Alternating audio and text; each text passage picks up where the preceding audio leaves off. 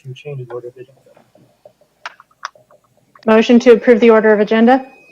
Second. Motion by Commissioner Glad, second by Commissioner Rodriguez, I believe. I will do a roll call vote to ensure I've got everyone here. Commissioner Yes. Commissioner Rodriguez, Yes. Commissioner Glad, Yes. Commissioner Strutzenberg, Yes. Commissioner Hensley, Yes. Commissioner Tuppero, Yes. and I will also vote to approve the order of the agenda, which brings us to the consent calendar. These are business items except those formally noticed for public hearing or those items pulled for discussion or agendized as old business or new business are assigned to the consent calendar. Commission members may request that any consent calendar items be removed, discussed, and acted upon separately. Items removed from the consent calendar will be taken up under the excluded consent calendar section below. Those items remaining on the consent calendar items will be approved in one motion. The chair will call on anyone wishing to address the commission on any consent calendar item on the agenda which has not been pulled for discussion. Each speaker will be permitted to speak only once, and comments will be limited to a total of 3 minutes. I do not see that there are any comments from the public on any consent calendar items. Did I miss anything there, though? Okay. And Chair Elder, if I may, this is Lena Porlesi, Planning Analyst. I just want to call attention for item E4, the receive and file and the blue folder items. There were blue folder items distributed to each of you. So there was one item for public hearing, item I2, which was public comments. Then there were two blue folder items for item J1. And then also there was a blue folder item for section L, public participation on non-agenda items, which was some public comments as well. Perfect. Thank you so much. I think we also have a public comment through Granicus for item I1, if I'm reading that correctly. That's correct. Excellent. Thank you. Is there a motion to approve the consent calendar, or would anyone like to pull anything for discussion? Motion to approve. Second. Motion by Commissioner Rodriguez, seconded, I believe, by Commissioner Glad to approve the consent calendar. Here comes the roll call vote. Commissioner Yes. Commissioner Rodriguez, Yes. Commissioner Glad, Yes. Commissioner Strutzenberg, Yes. Commissioner Hensley, Yes. Commissioner Tuppero, Yes. and I will also vote yes. Items E1 through E4 are approved. Takes us to excluded consent calendar items, of which there are none. Next is the audience oath. Do we need to have any type of audience oath, considering there's no live interaction with the audience and all written testimony has already been submitted? I believe that there will be, if there's going to be comments from the applicants. So we do have applicants that are on, so we want to make sure that they participate in the oath. Perfect. Is there a specific language I can use for that?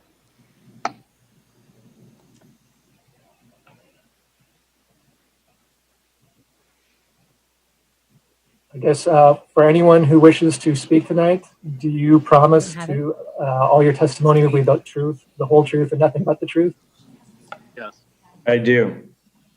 And do we want to do that again possibly when we actually bring them in for comment? That might be worthwhile for each of the items, since we do have them on mute and their video off at this time. Perfect. Thank you. If I forget that later on, someone please remind me. That takes us to section H, ex parte communications. This section is intended to allow all officials the opportunity to reveal any disclosure or ex parte communications about the following public hearings. Commissioner Ung, do you have any ex parte communications? No, I have none. Commissioner Rodriguez? I did speak to a Torrance resident with regards to the meeting agenda and the items on the agenda tonight. Commissioner Glad? I spoke with the applicant with regard to the Foundry project. Commissioner Strutzenberg? Yes, I've also spoken with applicant for the Foundry project. Commissioner Hensley? Yeah, for item I1, I spoke to the public. For item I2, I spoke to the public, staff, and the applicant. And and in 2019, I walked the proposed site with the applicant. And I also attended a November 2019 public outreach meeting held by the applicant for item I2. And item J1, I've talked to Chair Elder, the applicant, and staff. Thank you. Commissioner Topro? None. And I myself discussed item I1 with Councilmember Gran. I discussed item I2 with the applicant on 2 occasions. I scoured social media postings on it. And I also discussed this with staff and briefly with one of the neighbors. I believe they were a neighbor of the site when I was walking it. And for item J1, I discussed the project with the applicant and also with Commissioner Hensley. That brings us to our public hearings. This is item I1, a public hearing for consideration of an exemption declaration, conditional use permit, and planning commission design review to allow the construction and operation of a new commercial building to be utilized as a coffee shop with drive-up service on property located within a commercial C2 zone. Property owner is Walgreen Company. The applicant is Redondo Beach Partners GP for Starbucks Corporation. Location is 2321 Hawthorne Boulevard. This is case number CUP 2020-03, PCDR-2020-03. Recommendation is to open the public hearing and take testimony, close the public hearing, and adopt a resolution by title only approving the exemption declaration, conditional use permit, and planning commission design review subject to the findings and conditions contained within. I believe we will have a staff report from Stacy Kinsella. Motion in the public hearing? Oh, sorry. Second. We have a motion by Commissioner Ung, seconded by Commissioner Hensley to open the public hearing. I'll do a roll call vote again. Commissioner Ung, Yes. Commissioner Rodriguez, Yes. Commissioner Glad, Yes. Commissioner Stutzenberg, Yes. Commissioner Hensley, Yes. Commissioner Topero. Yes. And I will also vote yes to approve to open the public hearing. Sorry, thank you. Chairman, this is Brandy Forbes, the Director of Community Development. I'd like to introduce Stacy Kinsella. She's our Associate Planner, and she will be giving the presentation on this item and responding to questions on this. I'll be available, but I don't want to draw attention, so I'll make sure to mute and stop my video to allow Stacy to go ahead and do her presentation. Okay. Good evening. Can everyone see the screen well? Yes. Yes. Okay. So the subject site is zoned C2. It's located at the northeastern corner of the city. It is a commercial island and it's bounded by Artesia, Hawthorne, and Redondo Beach Boulevards. To the north and slightly west is the city of Lawndale. To the east and across Hawthorne Boulevard is the city of Torrance. To the south is the South Bay Galleria Mall. The parcel is 88,317 square feet and only includes one commercial building. The Walgreens was approved by the Planning Commission back in 2010.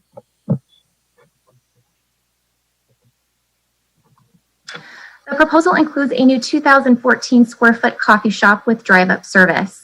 The drive-through lane will wrap around the western side of the building. The main seating area will include 44 seats. There will be 2 restrooms, a back-of-house workspace, and a service counter. There will be an outdoor patio, 268 square feet in size, and include up to 12 seats. The overall building height will be 20 feet, and they hope to be open 24 hours. The drive-through lane will be 12 feet in width and accommodate 10 stacking cars.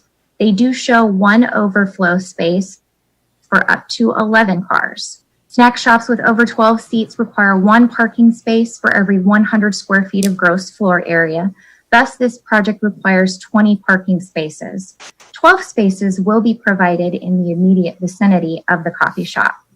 The applicant prepared a shared parking analysis. A total of 62 spaces will be available after the Starbucks is constructed.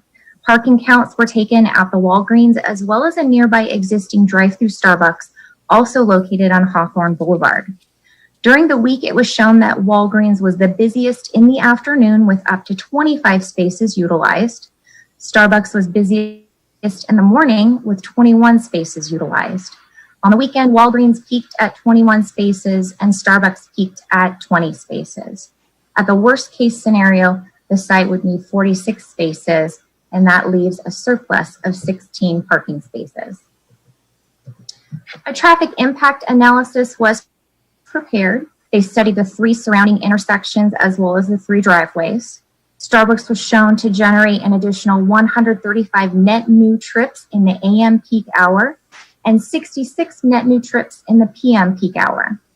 Opening day conditions for year 2021 show that the intersections will be operating at a comparable level of service rating as it is today.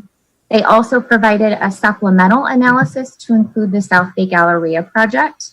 For year 2023, the thresholds were still below significant impacts. Lastly, a queuing analysis was prepared showing a maximum of 11 stacked cars at that nearby Starbucks drive-thru. Conceptual landscape and irrigation plans were provided. They show a variety of low water use evergreen trees, shrubs, and ground cover. Evergreen vines will be attached to screens on the building.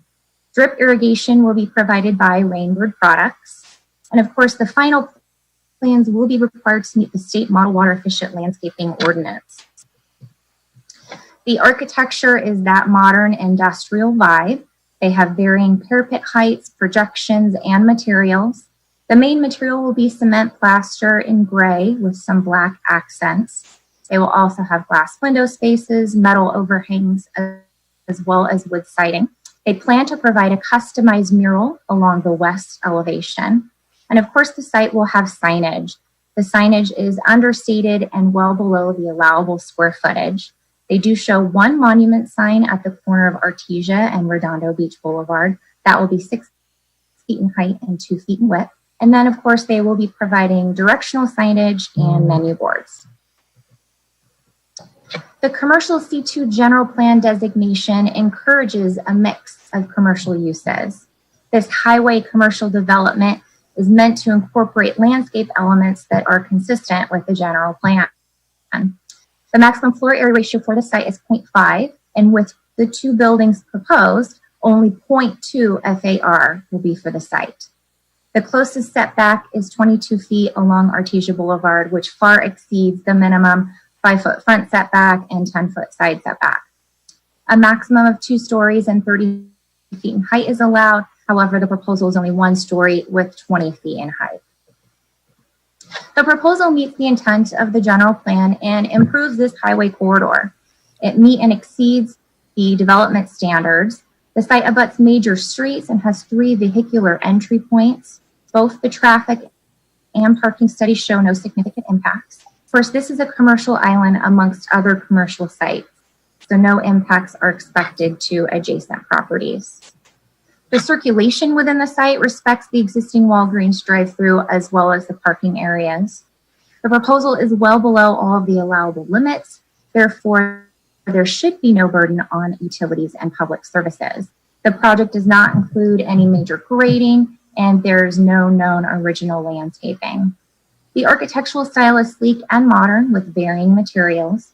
The size of the structure is modest and well below the scale of the surrounding commercial structures, and the signage is well below the allowable square footages.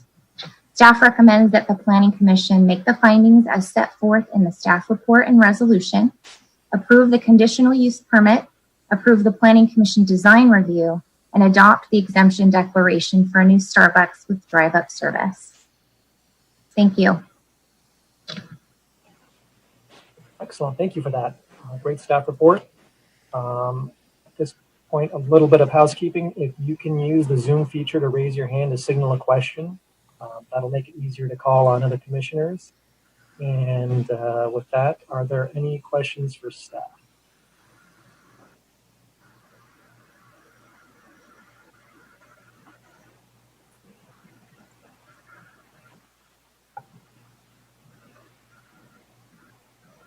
don't see. Yeah, I'm sorry. I was still looking for the raise hand feature, and I'm not finding it on the new screen layout yet. Sorry, no problem. Commissioner Strutzenberg. Yes, thank you. So for staff, looking back through the administrative report of that 2010 date when the Walgreens was approved, I would say that one of the, I wouldn't say key, but a major selling point was keeping the extra spaces as open green spaces. Now, I was not able to find a copy of the actual resolution in either the meeting minutes or from that first meeting. So I'm not sure what made it into the actual resolution for that conditional use permit for the original Walgreens, but I'd like to know that there was not something in there that we would now be violating by overtaking that last little bit of green space. Because, by God, Redondo Beach doesn't want any green space, I know, but there is some there, and it may have been wanted at that time. So has that conditional use permit, the actual administrative, or not the administrative report, but the resolution itself been reviewed to assure that there is nothing that we are violating with this new one? I did review the resolution for Walgreens. I wanted to make sure that the site overall was in good shape prior to this installation and this proposal. There wasn't a condition specifying that the corners of the lot have to remain landscaped. It did request that the areas around that lot be landscaped. Obviously, a part of this project, there will be some robust landscaping at that corner of Artesia and Redondo Beach Boulevard. So there isn't a specific condition that this project would violate. Where can we find that actual resolution? It's actually in the city clerk's public records under the date of the meeting. And I can get that information to you. It's in the public records on redondo.org. Okay, because when I go on to the planning commission meeting, everything is in there except for a copy of the actual resolution. They do have a listing for resolutions within the city clerk's files. All right, I'd have to look there. Then that's the first time I've tried to actually look up an old resolution. So, but you're basically guaranteeing then that there was nothing in there about the open spaces and keeping those open spaces. I do not recall a condition. I read through all of the conditions. I do not recall a condition that specified they have to keep the corners as open space. Given the size of this lot and the FAR that's allowed for it, it would be surprising if they required that certain elements remain. But you said before that it was mentioned. Is that correct? It was mentioned in the minutes. The minutes they discussed having landscaping as part of the Walgreens project. Okay. But there wasn't a condition stating that they have to keep those areas as open space. Okay. Can I join for a minute? It's Marianne Gastelum. I was the planner on Walgreens. Let me get my video up. Okay, there I am. I was the planner on Walgreens, and the reason that one corner where the Starbucks, it could not accommodate parking spaces due to the two streets, and so that's why it was landscaped.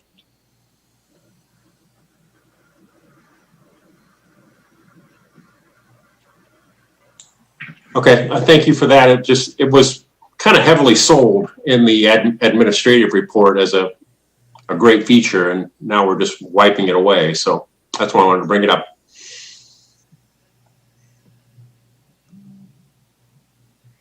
Other comments or questions, Commissioner Schutzenberg? I apologize. If it's possible to unshare the screen, I can't see all the commissioners, and I have the memory of a goldfish, so I'm trying to see if I can see people's hands up from that way. I do not see any other hands up. Does anyone have any other questions or comments for staff? Yeah, this is Commissioner Matthew. I had my hand up. Oh, sorry. I think. Oh, now I can see it. Sorry. Commissioner Hensley. That's okay.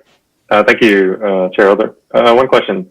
This proposed Starbucks, is it in addition to the Starbucks that's currently across Hawthorne Boulevard in Torrance? I think it's 17400 Hawthorne Boulevard.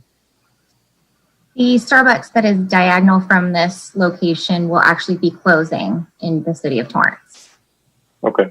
And this is supposed to replace that, or In are they essence, moving? it will, and Okay. I believe that is the intent, is that this one will provide a better service, and that other Starbucks does not have drive-up service. And is it the same owner or operator as the current, that Torrance? Do we know? need to check in with the Starbucks team and see if it's the same group. Okay. Hi, Okay, thank you. this is Carrie Hellinga from Starbucks. I can comment on that if it is appropriate at this time. I would just make sure if we're going to, that we have to, do the oath of office. And I believe that Lena Porter-Lacey has the language. Yes, thank you. Thank you, Brandy. Do you swear or affirm that the testimony you shall give shall be the truth, the whole truth, and nothing but the truth? I do. Thank you. Yes, so I am, again, this is Carrie Hellinga. I am the store development manager for Starbucks for the south and central and eastern parts of LA County. And the existing store at Hawthorne and Artesia, diagonally across the street, that cafe will be closing. And we are trying to align the opening of this new drive-through location to be a relocation for that cafe so that we can hopefully continue service in the existing cafe right up to the point when construction is finished and we can relocate to the new building. Okay, thank you very much. Anyone else have any questions for the applicant? Yeah, I'm trying to bring the drawings back up. It's downloading now. The ingress and egress plan for this, is it meant to be both through Artesia and Redondo Beach Boulevard, or is there also, what is the entrance and egress plan? I guess there's a lot of details about the parking area, but I don't really see an entry and egress plan for it. You could technically enter in off of any of those driveways. However, the entrance to the drive-through aisle is from the Redondo Beach Boulevard driveway area, and then the exit is near the Artesia driveway. Stacy, which drawing best shows that? I'm trying to. Let me find that. Yeah, I'm thinking maybe. Well, the sheets aren't named.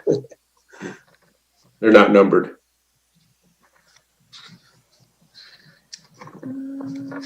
Oh, sheet 2 of 2, I guess. There it is. Okay.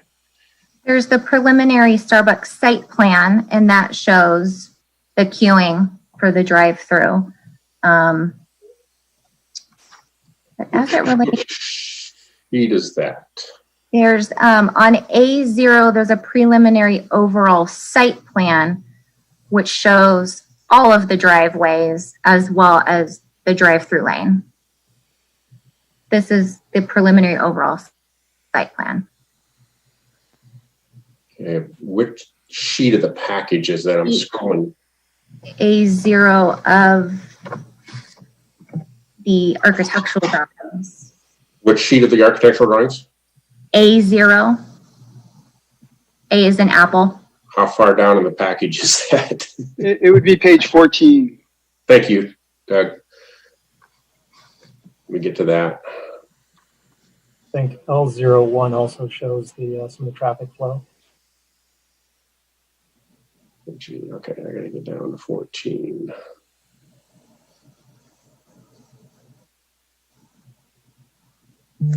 Yeah, it's downloading slow. I'm sorry.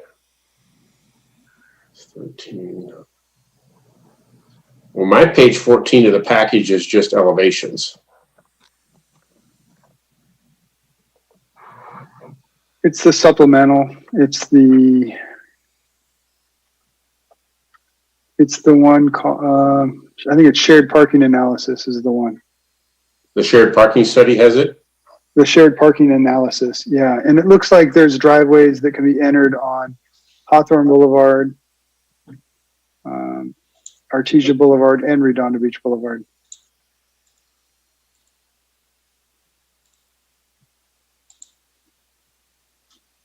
Okay, we can move on from that. I'll find it. You might want to try page 9 of 16. Well, which package though? I've got 17 different packages open here. Well, it's the drawings. There's 16 pages, and page 9 of 16 was A0, and it shows 3 driveways.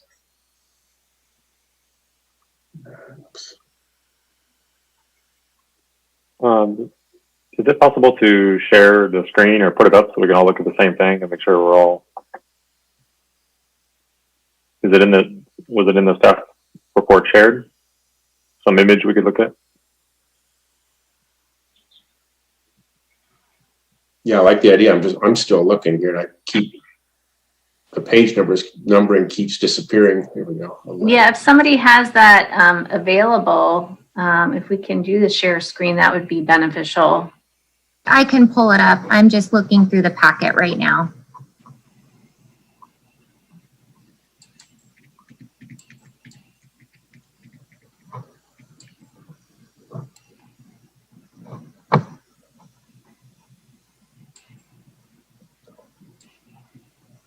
Is it A0 that? Yes, I pulled it up. Okay, great. So this is A0 with the preliminary overall site plan. It shows a driveway here off of Redondo Beach Boulevard, a driveway here off of Hawthorne, and then the driveway here at Artesia. This is the starting point for the drive-through lane, comes through here, and this is the exit near Artesia Boulevard. So if there's a perfect way to do it, you'd come through on Redondo Beach Boulevard, come in here and loop into this driveway aisle. However, you could come in on any of the driveways and make your way to the entrance of the drive-through. And all 3 of those are bi-directional? They are. Yeah, I guess a few people may know to actually go to Redondo Beach Boulevard and come in, but I would say most people are going to at least go in off of Artesia and maybe Hawthorne. That's where the traffic is. Okay. Stacy, this is Matthew. Can you show me the exit of the drive-through and the entrance on Artesia? Pull to the next page. So here's a close-up. So this is the entrance to the drive-through here. Okay. And the exit is here adjacent to the Artesia Boulevard driveway. Does the Walgreens have a drive-through as well? It does. Let me go back to A0. So their drive-through is right here, if you can see my cursor.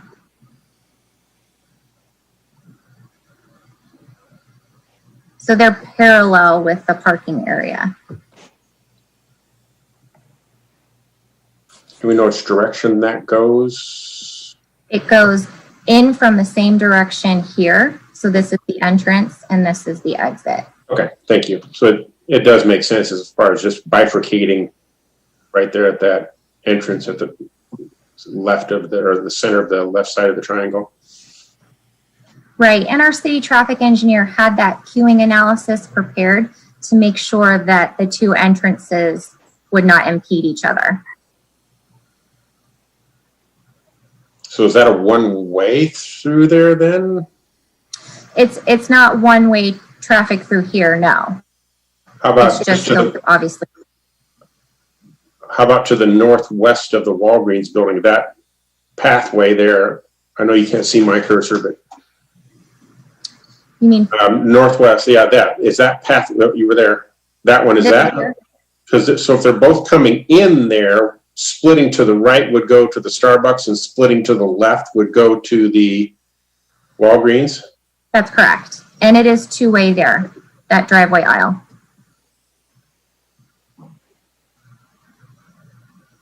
It's a similar width to the drive here to Artesia Boulevard, and that's 2 ways as well. Okay.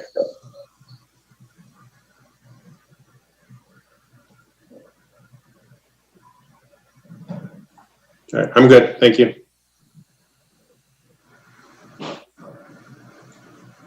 Anyone else have any questions for the applicant or staff?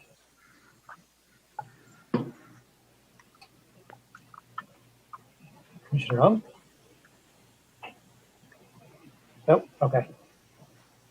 Yeah, one of the things I noticed when I was walking is there's a lot of trash on the site right now, and that one area where the Starbucks would be, that is a nice little piece of open land, but it almost looked like it was being used as a homeless encampment currently. So that was interesting. Not on the Starbucks site, but on the northeast corner of the lot, is that like a water catch basin they have there? I noticed it was a recessed area, looked like that may be for groundwater recharge, but that's again the Walgreens property. Is that what that's for? They do have a catch basin. Are you talking about the northeastern corner? Yes. Yes, that is correct. And that was installed as part of the Walgreens project.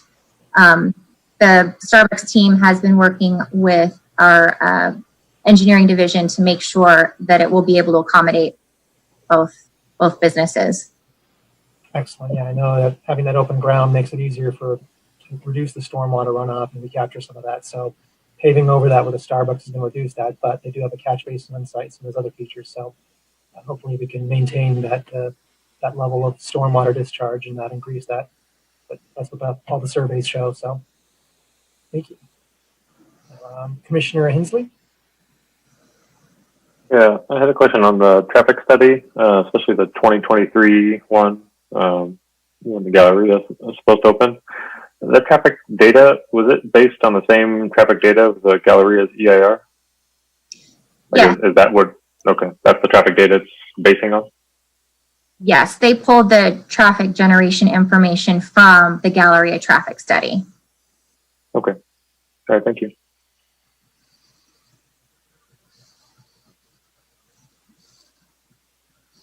Commissioner Ung?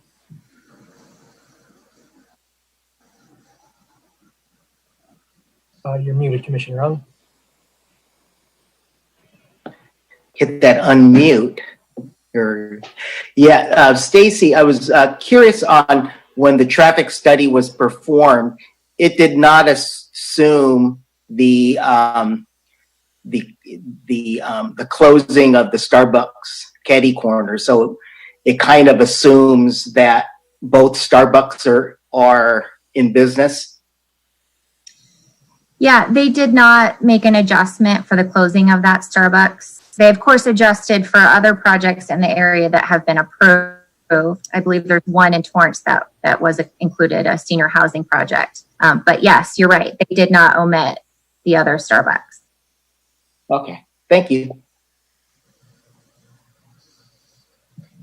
Commissioner Hensley? Yeah, I'm sorry, one more question. I think we've got a public comment on this item. Is that correct? There is one public comment, and Lena will read it out loud. Thank you. Okay, so this is an e-comment from Peter Aziz. I want to make it known that we have had an increasing amount of franchises and corporations continue to be built up in Redondo.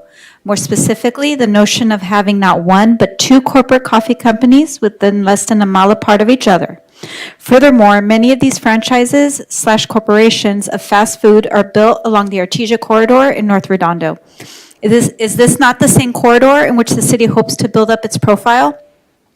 Or are we going to consider pushing the McDonaldization of our community even further? With this notion to consider adding an additional coffee shop with drive-in access would suggest that we are not cognizant of a layer of nuanced planning issues tied to this. There is already a Starbucks off Hawthorne and Artesia Boulevard. There's also a Starbucks inside the Galleria Mall directly across from the one located on the corner of Hawthorne and Artesia. While the planning division of Redondo continues to approve these corporate franchises and builds, we see the deteriorating value of North Redondo. As someone who has lived here as a child and now as an adult, I vehemently stand against the monopolization of the convenient coffee shop and corporate franchise of fast food chains to expand anywhere else in Redondo. Another layer often gone unlocked is that by adding another corporation of fast food franchises, the city and planning division continue to leave the back door of recoverable finances and tax revenue when you allow yet another franchise or corporation into our already financially bleeding city. Close the back loop of this by not allowing another franchise. I understand the want and need for revenue, especially at a time like this. However, the city and elected officials need to consider thinking more critically, not just based on their tax revenue source, but rather the quality of life we hope to achieve while being able to encourage and produce local entrepreneur businesses. I say no to yet another franchise. And that concludes all the comments. Excellent. Thank you. There are no more questions. Oh, Commissioner Hensley. Okay. Just following up on that comment, is there any Redondo Beach municipal code about number of the same type of business, or even in the same shopping center, anything to restrict opening 5 Starbucks in one, strip mall? There isn't a specific code section relating to that, but of course the general plan talks about goals and policies to encourage an interesting mix of commercial uses. It's important to note that Artesia Boulevard is called out as the main highway corridor for North Redondo. So obviously it will be commercial heavy on some of these businesses, but there isn't a code section specifying what exact mix this should be. Okay. And, okay. Thank you very much. Commissioner Rodriguez. Yeah, this might be for staff or it might be for the Starbucks representative, but do you know the square footage of the Starbucks across the street that will be closing as compared to this one? I don't have that information, but the applicant probably does. Okay.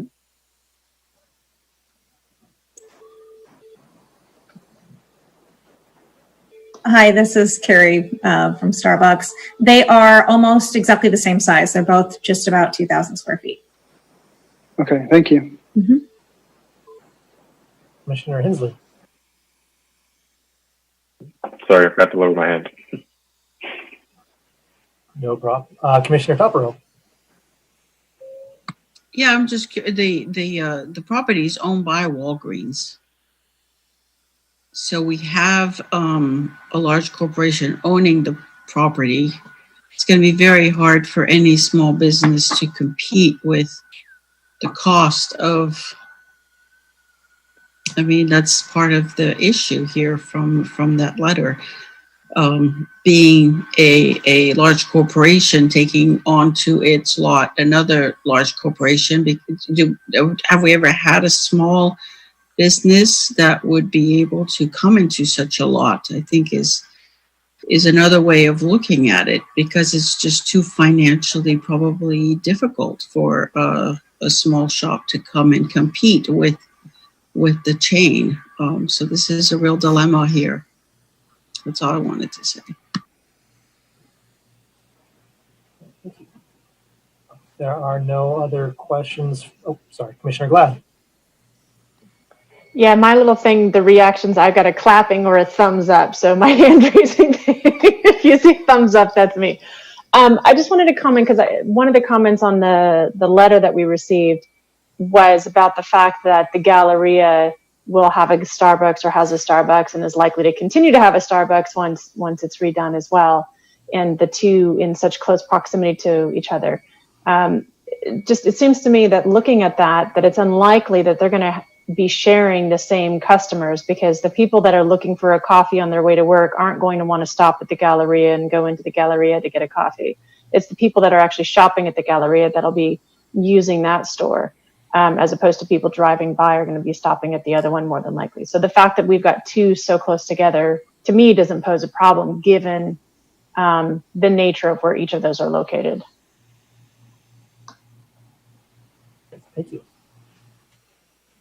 Any other questions for the applicant or staff?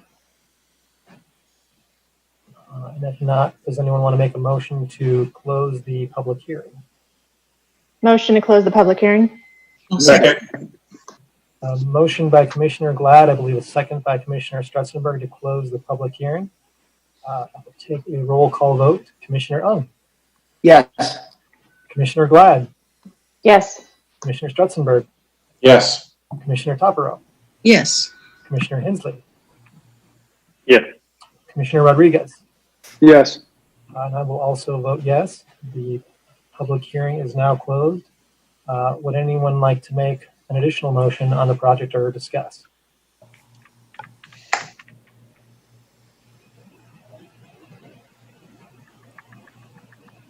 Oh, Commissioner Hensley, sorry, I see your hand up. Thank you. Yeah, just a short discussion.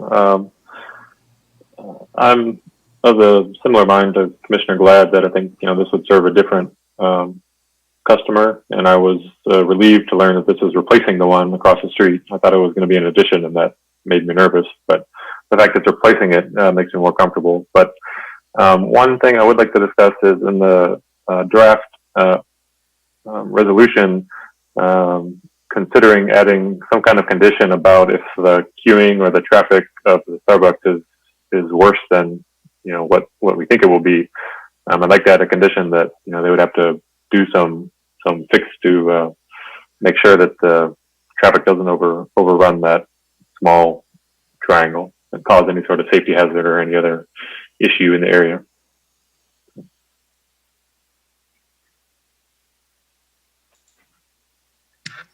We can certainly craft a condition about having the city traffic engineer visit the site and assess the operational use and see if there were any design modifications needed. Explore that if the other commissioners are interested. Yeah. So that, I guess, yeah. So other commissioners have comments or feedback on that. That's the one condition I've been said to add to the list. Commissioner Rodriguez, you have your hand up. Yes, I do. Let me lower it before I forget. Yeah, so we approved coffee and tea bean down on Artesia Boulevard as well. And staff, do you recall how many lanes they had or how many car lengths they had for queuing? Offhand? I do not recall offhand. I know that our planning manager, Sean Scully, worked on that project. Review the conditions of approval for that site, but I didn't look at the queuing. So maybe Sean can assist us. Yeah, certainly. That was a severely constrained site. We ended up reducing the store size as well. I believe our code requires a minimum of 5 queuing spaces, and this had 5 or maybe 6. What it did have that kind of helped balance that out was many more parking spaces than what the code required. I think there was 11 or so.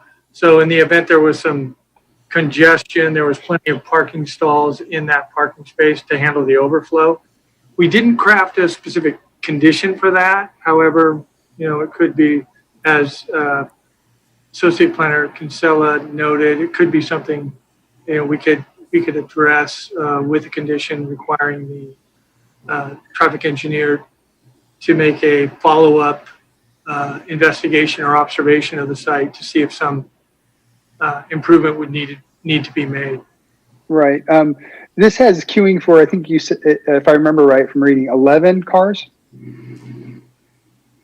And if the average time to get your coffee is 1.5 minutes, 2 minutes, we're looking at anywhere between 15 and 20 minutes. As a commuter, if I have to wait 15 or 20 minutes for coffee, I'm out of there. If I see a long line longer than 6 or 7, I'm out of there. I'm going to continue down the road and catch the next one. So personally, I don't feel that we're going to have an issue with queuing of cars hanging out the driveway. But that's just, me being a commuter and not wanting to wait 20 minutes for a cup of coffee. So I personally, I don't feel we necessarily need to put a condition in there that says if it overflows. I'm sure if it overflows, then the city will take appropriate action, as far as them blocking traffic, et cetera. But that's just my 2 cents.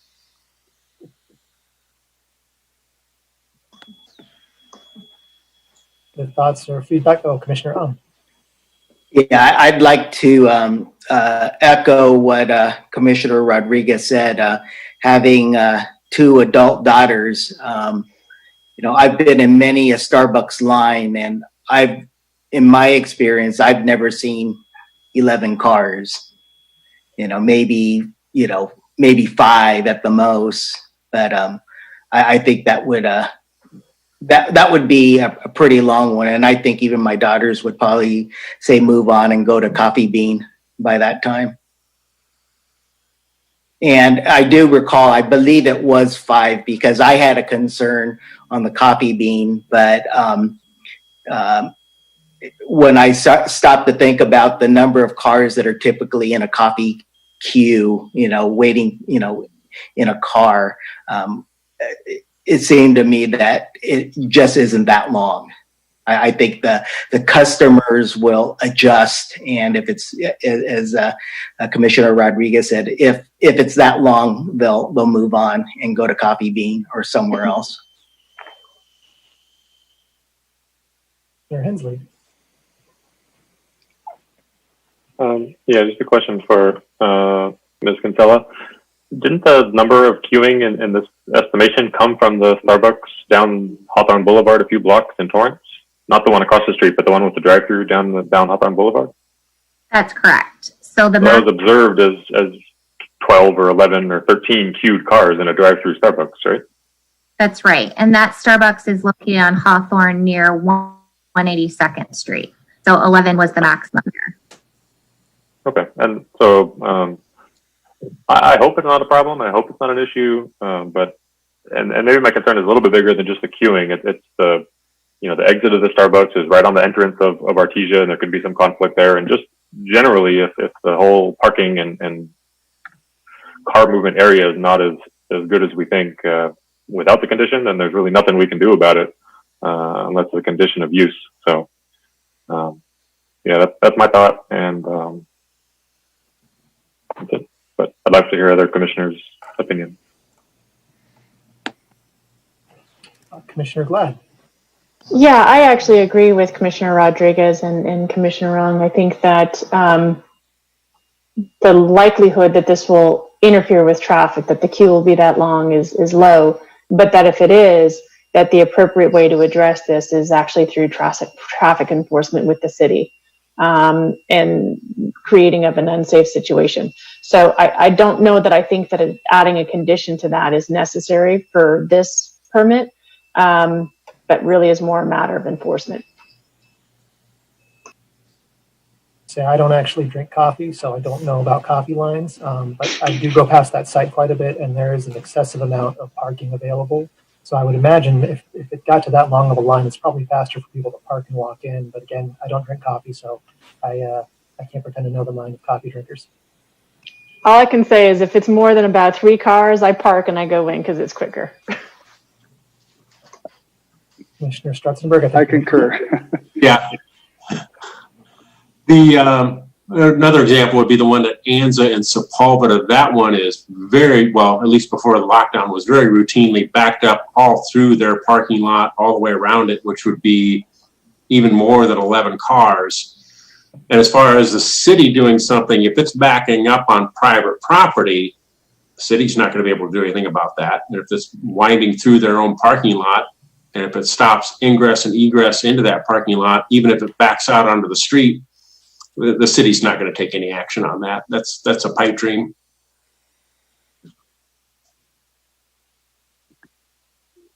Well, I think the difference between the one on Sepulveda and Anza, and I know the one you're talking about, that parking lot's really small. If it gets more than a half a dozen cars, 8 cars, you're right, it does back up the parking. The advantage of this site is it is so much bigger and, has excess parking. And, like Commissioner Glad said, if the line's too long, I get out, park, and walk in because it's definitely faster. Yeah, I would agree with that. And that is what happens at that site. I would do that rather than sit in that line. But you're right, there is a lot more parking at this. But as far as the city doing anything on private property, if it's winding through the Walgreens parking lot, that's for Walgreens to figure out. Right. And I would hope that, Starbucks being a responsible company would monitor that as well. And, like McDonald's, when your order's not ready, they queue you up and say, go park here, we'll bring your order out to you. Or if they see that it's backing up, recommend that the customers park and come in because it's quicker to come inside, or, take appropriate actions. Yeah, and it's easy to think in terms where to do that now, even if it was open, you'd have to don a mask and go in and come back out, whereas a drive-through, you can just stay in your car. But going beyond that, hopefully it won't be that way forever. It's just it'll be a personal choice of what people do. But there is space there to do it. You're right. Commissioner Hensley. Okay. So it sounds like I'm in the of one opinion. That's fine. And just to comment on the parking and going in, I would agree. But I am concerned that, while the parking is excessive for this little slot, people might pull in, park in the CVS lot and have to go across driveways and stuff to get to the Starbucks. So just a concern. And, I would feel more comfortable with a condition that I hope they never have to use than having no condition and having it be a mess that we can't do anything about.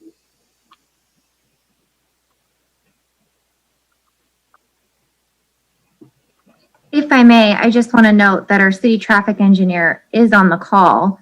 So if you had questions, he reviewed the internal circulation as well as the external. So if you wanted to have him respond to how they've addressed sites similar to this, he certainly could.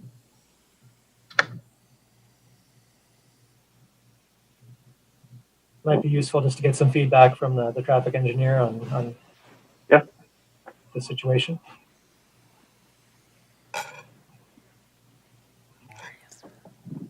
Hey, how's everyone doing? Chair, commissioners, Gene Kim, traffic engineer for the city. So we're touching on a few things here, especially in regards to the queuing analysis.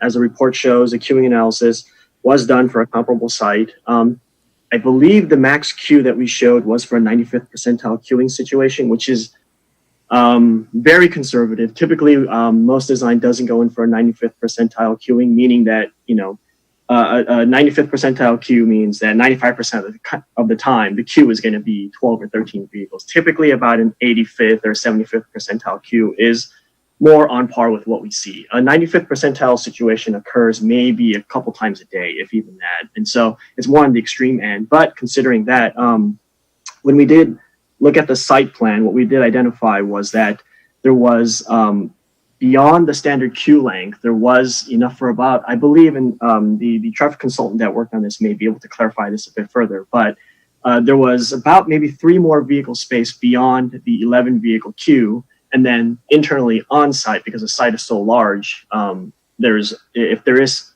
spillback beyond the queue length, it would be captured on site. And so it's kind of where, at least in the engineering and staff's review of the site plan, we feel comfortable that the queue itself, probably there wouldn't be any spill out or any of those concerns. Thank you. Does that satisfy everyone on the queuing length? Or are there any questions or comments or motions anyone want to make?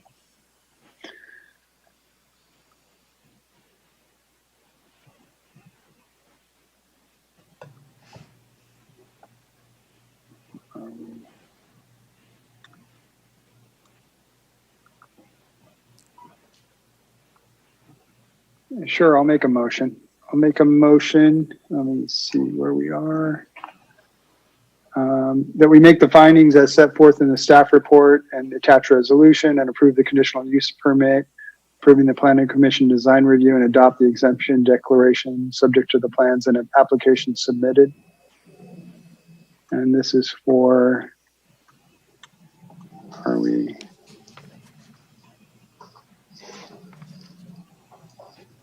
yeah, for this application, let's see. CUP. Where is it? 2020-03. Yeah. Yeah. PR-2020-03. Yeah, that's it. Hard copies do come in handy. And I'll second. We have a motion by Commissioner Rodriguez, a second by Commissioner Glad to adopt a resolution by title only approving exemption declaration, conditional use permit, and planning commission design review, subject to the findings and conditions contained therein for CUP 2020-03 and PCDR 2020-03. I will do roll call vote again. Commissioner Un, Yes. Commissioner Glad, Yes. Commissioner Strutzenberg, No. Commissioner Topero, Yes. Commissioner Hensley, No. Commissioner Rodriguez, Yes. and I will vote yes. So the motion does pass. That takes us to item I2. This is a public hearing for consideration of a mitigated negative declaration, IES MND-2020-01, with mitigation measures and mitigation monitoring and reporting program, conditional use permit CUP-2020-04, Planning Commission design review PCDR-2020-04, and subdivision, vesting tentative tract map number 82707, to permit the construction of a residential condominium project with 36 units, The Foundry, located on 6 parcels, 4083-014-018, 4083-015-007, 4083-015-008, 4083-015-009, 4083-015-010, and 4083-05-015, within a low-density multiple-family residential R3 zone at 2829 to 2893 West 190th Street, 2910 Fisk Lane, 2922 Fisk Lane, 2928 Fisk Lane, and 2901 West 190th Street. What's that doing? The property owner is All Cost Foundry, Portner Living Trust. The applicant is Blue Mountain Development, Inc. This is case number IES MND 2020-01, CUP-2020-04, PCDR-2020-04, and BTTM number 82707. Is there a motion to open the public hearing? And please don't make me restate any of that. I'll go ahead and make that motion. Second. A motion by Commissioner Topero and a second by Commissioner Glad to open the public hearing. Commissioner Now I am. Yes. Commissioner Glad. Busy in it.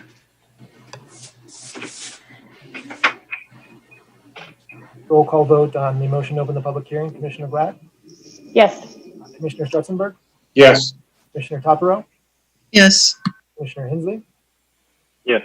Commissioner Rodriguez, Yes. and I will also vote yes. Is there a staff report on this? I'd actually like to introduce Sean Scully, our planning manager. He's going to work with Marianne Gastelum, our assistant planner, on the presentation and responding to any questions. We do have quite a few professionals for the city that are available. Just real quick before we get started, I just wanted to point out, although we're opening the public hearing for everything we're addressing this evening will be the mitigated negative declaration, and then a continuation of the hearing for the actual discretionary approvals. And that's really so that the public can hear the testimony, think about it, and then provide their comment. Normally they'd be able to just get up and speak, but to try and type out that comment in a timely fashion, we wanted to make sure that the public had the opportunity to get their public comments in. So that would be the recommendation, would be to continue for those discretionary approvals, but make a determination on the mitigated negative declaration. And with that, I'm going to go ahead and turn it over to Sean Scully, and he can introduce the different team members and as we need to. Thank you. Thank you very much, Brandy. Chairman, members of the Planning Commission, Sean Scully, Planning Manager. I've got a PowerPoint presentation. I'm going to queue it up right now. Let's share the screen.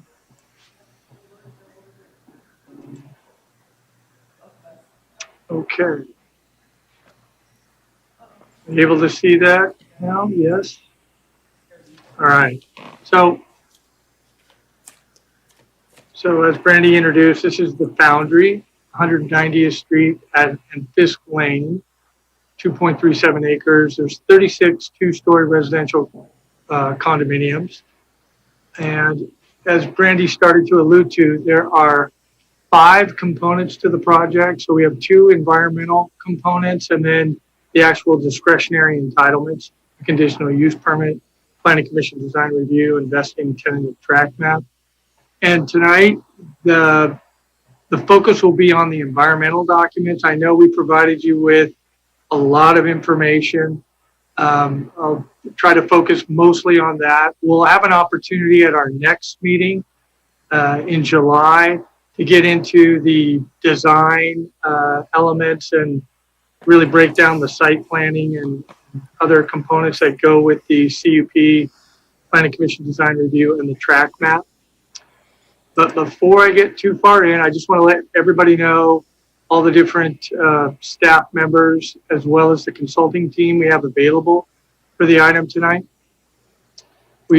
Staff is myself and Mary Ann. The Public Works and Engineering staff we have present tonight is Gene Kim, our city traffic engineer.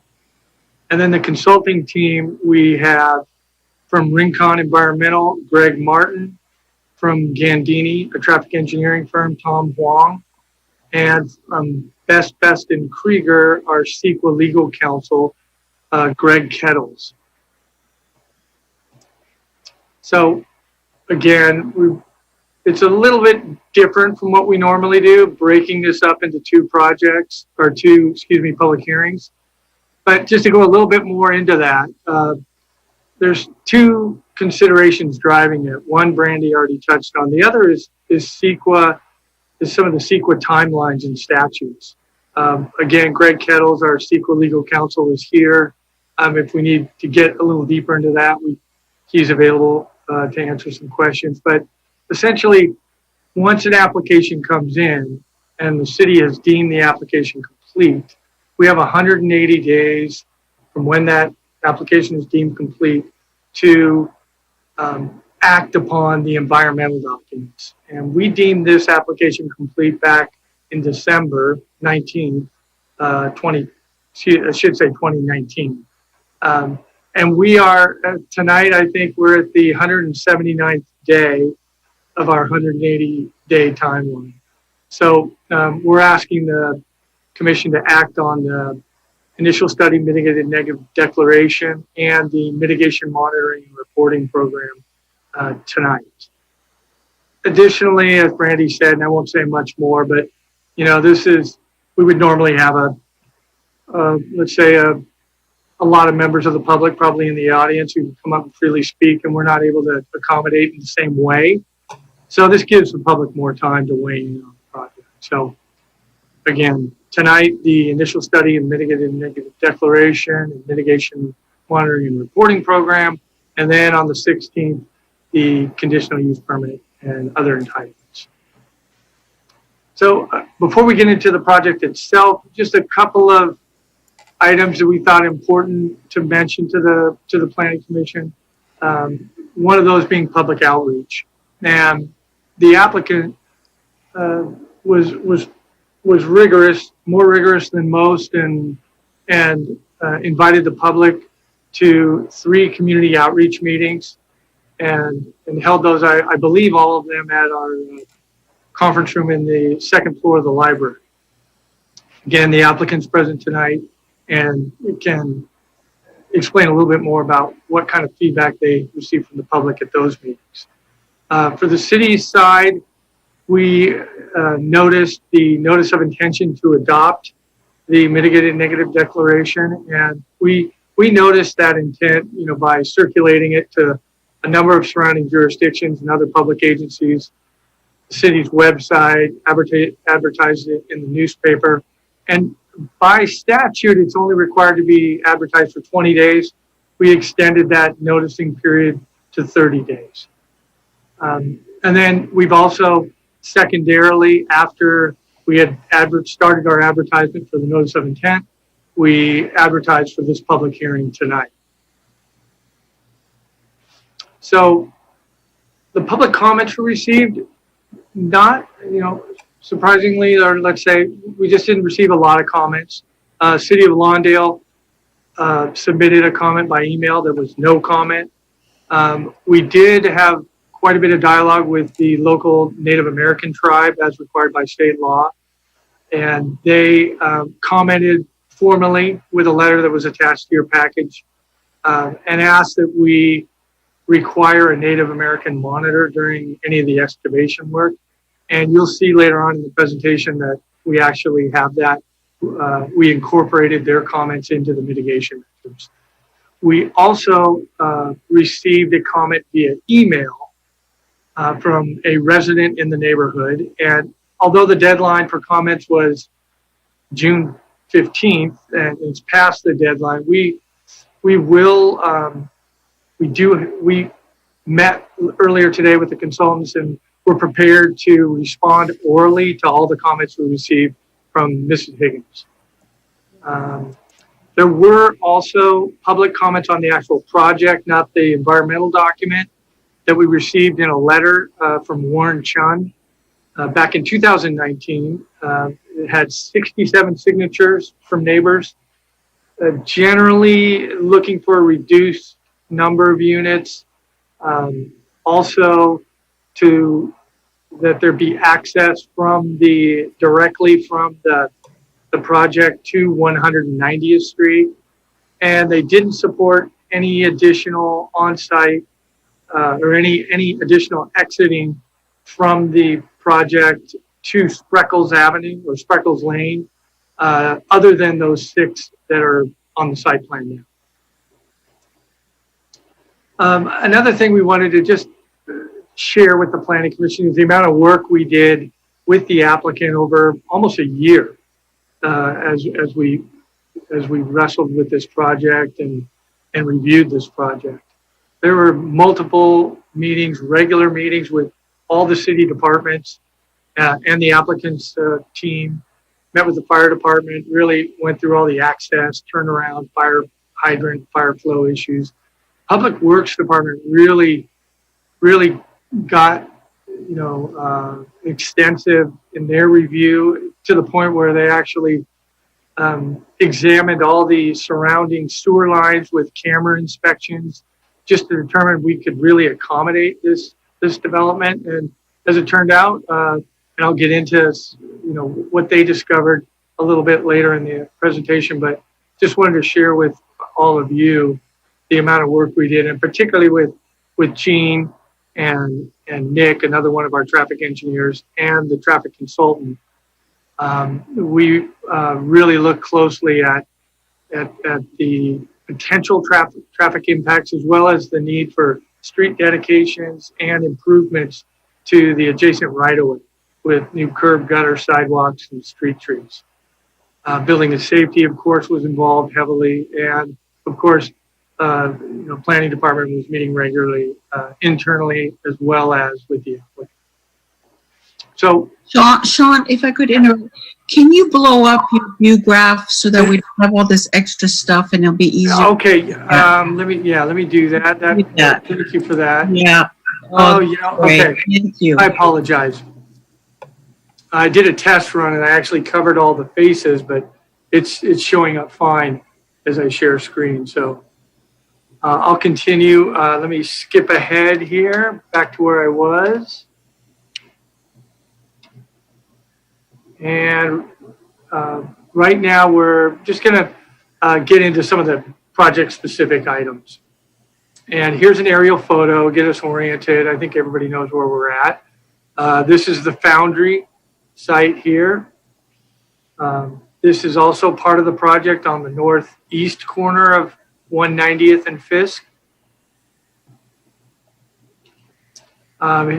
A series of photos in the next few slides that just kind of walk us around the site and show some of the adjacent development.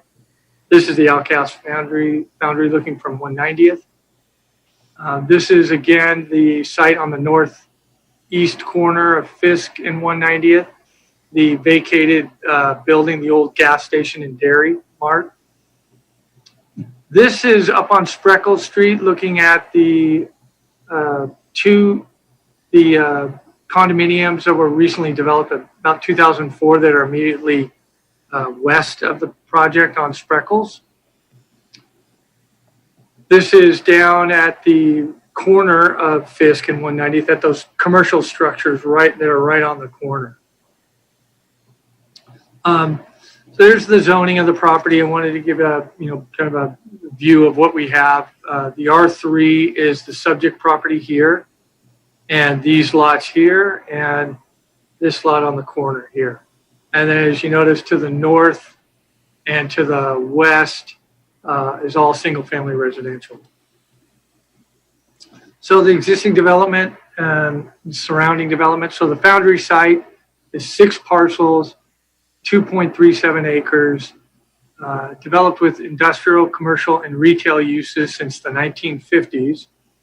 There's approximately 23 non-conforming structures, which is essentially every structure on the property. The Outcast Foundry is the predominant use on site, with industrial buildings and uses for the operation of the foundry. A lot of outdoor storage and containers. There is those commercial buildings right on the corner, the northwest corner of Fisk and 190th. And then again, that commercial building on the northeast corner, the vehicle storage lot. The surrounding residential development we looked at, single family to the north predominantly, and south across 190th, the city of Torrance. And then the multifamily immediately adjacent is to the west is the 20 unit development under construction. And then there's two 2-unit condominiums up on Spreckles immediately west. And then there's the 107 unit apartment complex that is just on the east side of Fisk Lane. So the project itself, a little narrative on that, the includes demolition of all the existing Outcast and commercial buildings, Outcast Foundry buildings, and the construction of 36 two-story condominium homes with a maximum height of 30 to 34 feet.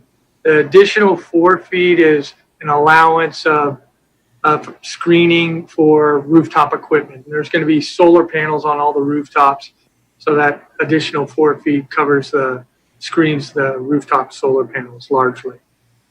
The design is contemporary and modern style of architecture, and again, we'll get into a lot more of those design elements when we take the project or bring the project back in the July meeting. West of Fisk Lane, there are 30 residences, 6 3-unit buildings, and 6 2-unit buildings. And again, there's 6 of the units that access Spreckles, and then the remainder unit of all the units access their property from Fisk Lane. East of Fisk Lane, there are 6 residents, 2 3-unit buildings. And we'll go into it a little bit more in one of the upcoming slides, but just wanted to give you a sense of the size, mass scale of the structures. 14 of the residences are 4-bedroom homes that are 2,153 square feet. 8 of the residences are 3-bedroom homes, 2,200 square feet. 2 of the residences are 2-bedroom homes at 1,800 square feet, and another 12 residents about the same size, 2-bedroom homes at 1,800 square feet. The vehicular circulation there's 3 20-foot wide driveways for access and internal circulation. The project will also include public right-of-way dedications and improvements. There's landscaping, hardscape, private outdoor living space, and common outdoor living space. And again, we'll really give you detailed numbers on that. And it's included in the materials and the plans that were provided. But one thing to note, it exceeds the Redondo Beach Municipal Code requirements for private outdoor living space and common outdoor living space. So here's the site plan. These are the 6 units that access Spreckles. These are the 20 units that, let's see, is it 20? I'm sorry, let's see, 6. 24 units that access Fisk, and then we have the 6 units that also access Fisk. Here's some shots of the elevations. These are the 2-unit projects or buildings. And these are the 3-unit buildings. There's a lot of articulation, a lot of changes in colors and materials. Wanted to just show you a couple of the newer developments right adjacent to this project. This is the 20-unit condominium, 10 detached 2-unit buildings. This is a site plan that they've proposed or that they were approved. And this is what their elevations will look like. These are the 2-unit developments that are up on Spreckles Lane immediately to the west of the Spreckles Lane section. And here's another picture of those. Those are in size, to give you a little bearing, 2,700 to 2,800 square feet per unit. This is the other multifamily development. It's 2 and 3 stories, 107 apartment units. That's on the east side of Fisk Lane. So the next group of slides will be about our environmental review and really just summarizes the initial study mitigating negative declaration that we provided to you. So, and again, one of the attached resolutions, we have a resolution for the environmental documentation, as well as a resolution for the discretionary entitlements. The resolution really details the chronology of the phased environmental review process that we went through, dates of the application submittal, the retention of the environmental consultants, RINCON, and our CEQA legal counsel, all the advertising we did for the notice of intention to adopt, and the negative declaration, and the development of the mitigation monitoring and reporting program. So the initial study, you guys all looked at it and reviewed it, and it's a lengthy document. There are 20 different environmental factors that were analyzed. This is a list of all those. I won't go through all of them. There'll be some that I highlight that warrant that additional dialogue. So of the 20, these are the 15 categories, environmental factors, that were determined to have less than significant impact or no impact. I've bolded a couple that I'll go through on the next few slides, that although they didn't warrant mitigation, they did require us to think diligently about them and to incorporate some conditions of approval that I'll summarize for you on the next couple slides. Those were noise, transportation, and utilities service systems. So regarding transportation, again, we've got our traffic consultant and Gene Kim, our city's traffic engineer here. If anything comes up, additional information you guys want on the traffic, they're available for that. But of particular concern when we were dealing with the traffic analysis that was brought up by many of the surrounding residents was the question of direct access to 190th Street from the subject properties. And we looked really, really closely at that. And it was the traffic engineer's determination that it really posed a potentially significant conflict with cars making a right-hand turn movement from Fisk Lane onto 190th and conflicting with residents leaving the subject property, turning left onto 190th Street. That potential conflict was more significant than the concern of some additional traffic going through the residential neighborhood on the local roadways. So that was one critical component we looked at. the result of the traffic investigation, some additional conditions were added, and there are conditions 37 through 39 in the attached resolution for the CUP, Planning Commission Design Review, and the vesting tentative track map. And they essentially are, condition 37 is that the 6 units on lot 1 up on Spreckles are the only units that are allowed to take access on Spreckles. The remaining units are all required to take their access from Fisk Lane. The other conditions have to do essentially with at all 3 driveway entrances, and particularly the exiting from those driveways. There'll be a stop sign before the vehicle will reach the sidewalk. And that would be at all 3 of the driveway exits. And then this last one, and there'll probably be some dialogue later from the engineers to give you some more background, but prior to the issuing of the building permits, the applicant shall work with planning division as well as the engineering division and the city's traffic engineer to confirm the installation of signage to restrict northbound and southbound right turn onlys at the intersection of Fermona and 190th and Fisk Lane and 190th.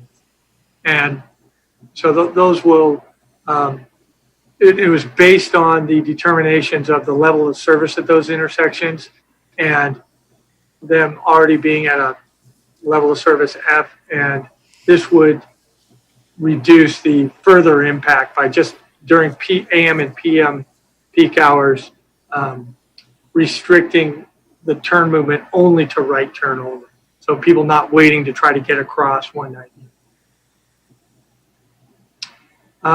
This is the noise conditions, and essentially a project of this size is going to have, let's say, a longer than normal construction process. So for projects that are similar to this, these are the standard conditions that we would apply and have applied to other similar projects that will address the noise, and particularly the construction noise impacts that could go on for some time. So, and I bolded the most significant element of these conditions. And you might note it essentially calls for a sound wall as required to reduce construction noise by 20 decibels. And you might have had an opportunity to drive by the Legato project down at PCH and PV Boulevard, and you'll see that wall was rather significant in its size in order to get the noise down accordingly. We don't anticipate anything of that nature here, but again, it will be a similar condition of approval. And then the utility services, and this kind of goes back to the work that the engineering division did. And there's a number of conditions of approval to address utility services, particularly stormwater and how that's handled, and sewer. As a result of the camera investigations of all the adjacent lines that this site would need to use, they discovered the site, the line existing in 190th Street was designed in a way that it really wouldn't accommodate the flows from the project. So as a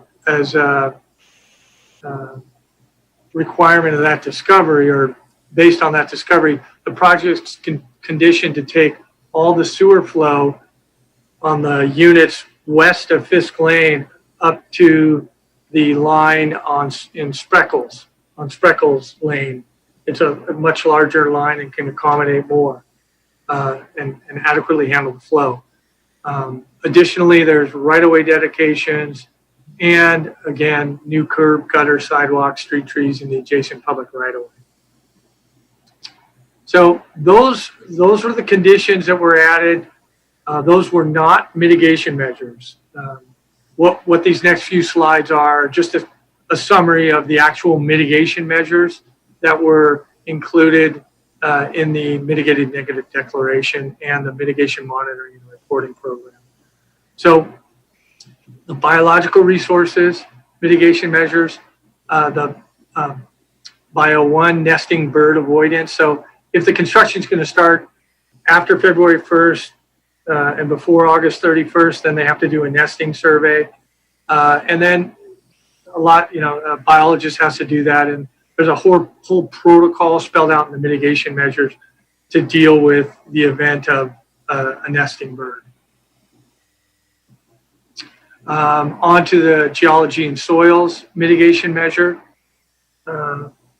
This is in the event, because there's so much excavation that's going to be going on with the demolition and what really became an issue for us was the hazardous materials mitigation and the potential for a lot of excavation to happen.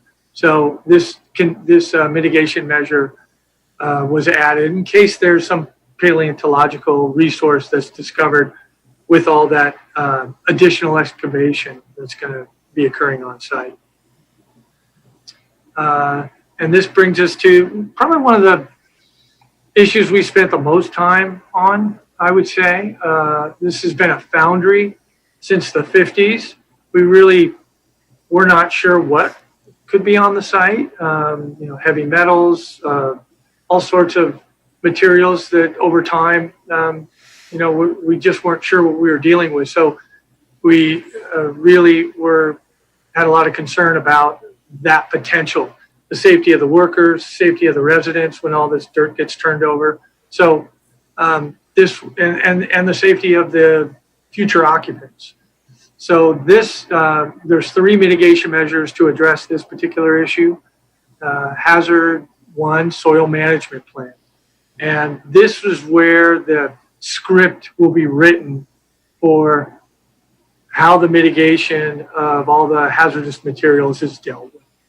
And it goes into great detail as to when and what is going to be required in that soil management plan. The next one is a vapor intrusion mitigation measure, and that's for some of these chemicals that we've learned through the phase 2 analysis that was conducted. They might not be able to get completely extracted and excavated from and removed from the site. So, there's residual materials and then vapors from those. And if it's not cleared to a certain standard, the residential units will have to have vapor intrusion barriers designed and built underneath each one of the residential units. And then, again, due to the nature of, what's the unknowns that could be in play here in terms of hazardous materials, this unanticipated discovery of hazardous structures or materials is also included as a mitigation measure.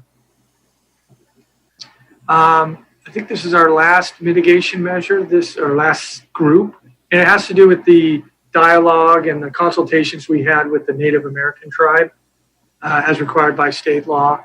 And as I alluded to earlier, they requested that there be a Native American monitor, and these mitigation measures all reference that requirement, as well as a host of other protocols and procedures in the event there is some discovery. And this in fact is the mitigation measure requiring the retention of a Native American monitor. And again, another kind of unanticipated discovery. It was, we thought, well, this site's been disturbed.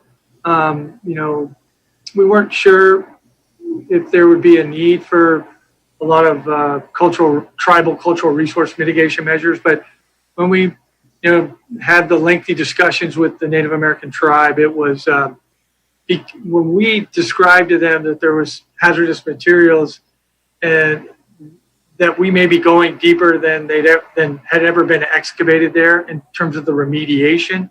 They said, look, you really, we've got to have somebody there because we're going into soils and ground that hasn't been turned over, most likely, in the remediation of the hazardous materials. So So that's the environmental. That's the real focus of tonight. But, you know, we've provided documents and a resolution for all the associated discretionary entitlements to open up the discussion on, you know, on all those elements as well. So just, and there'll be more of a CUP evaluation on our next, at the July 16th meeting. But just, you know, the purpose of the conditional use permit, we've got those items here. I do want all the commissioners to know that, you know, the foundry after the project, the multiple reviews that were conducted by myself and Mary Ann. Thank you, Mary Ann. This project is consistent with the general plan goals, policies, and objectives. We'll have more itemized lists of how it does at the next meeting, but it also meets all our development standards. And density, just a quick note on density. The allowable density for this project is would allow up to 38 residential dwelling units, and the project is proposing 36. Planning Commission design review evaluation, again, we'll have very specific compliance and consistency analysis of all the criteria required for the Planning Commission design review. And the same thing goes with the vesting tenant track map as well. So the recommendation tonight is to open the public hearing and take testimony on any and all of the components, the initial study, mitigated negative declaration, the mitigation monitoring and reporting program, conditional use permit, Planning Commission design review, investing tentative track map, and close the public hearing for purposes of acting on the CEQA documents, the IES MND 2020-01 and the MMRP, and adopt the resolution by title only, approving the mitigated negative declaration with mitigation measures and the mitigation monitoring and reporting program, and continue the public hearing on the CUP, Planning Commission design review, investing tentative track map to July 16th for further consideration and public testimony. And that concludes staff's presentation. And we're available, the consultant team is available to answer any questions, as well as the applicant is present. Great. Thank you for that. That's a thorough staff report. I know a lot of work went into this, so definitely appreciate the staff time. Are there any questions for staff at this time in the commission?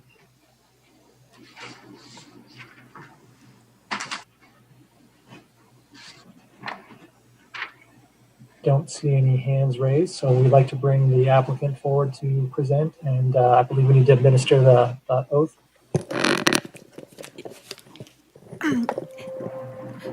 Do you swear or affirm that the testimony you shall give shall be the truth, the whole truth, and nothing but the truth? I swear. Thank you. If the applicant would like to present anything at this point. I guess if my video comes back on. This is Nick Barrow. Wanted to say thank you to all of you for your service. This is Nick Barrow with Blue Mountain Development. And I also want to take a moment to thank staff. I guess you just saw from that presentation from Sean and Mary Ann that a lot of work has gone into this. There I am.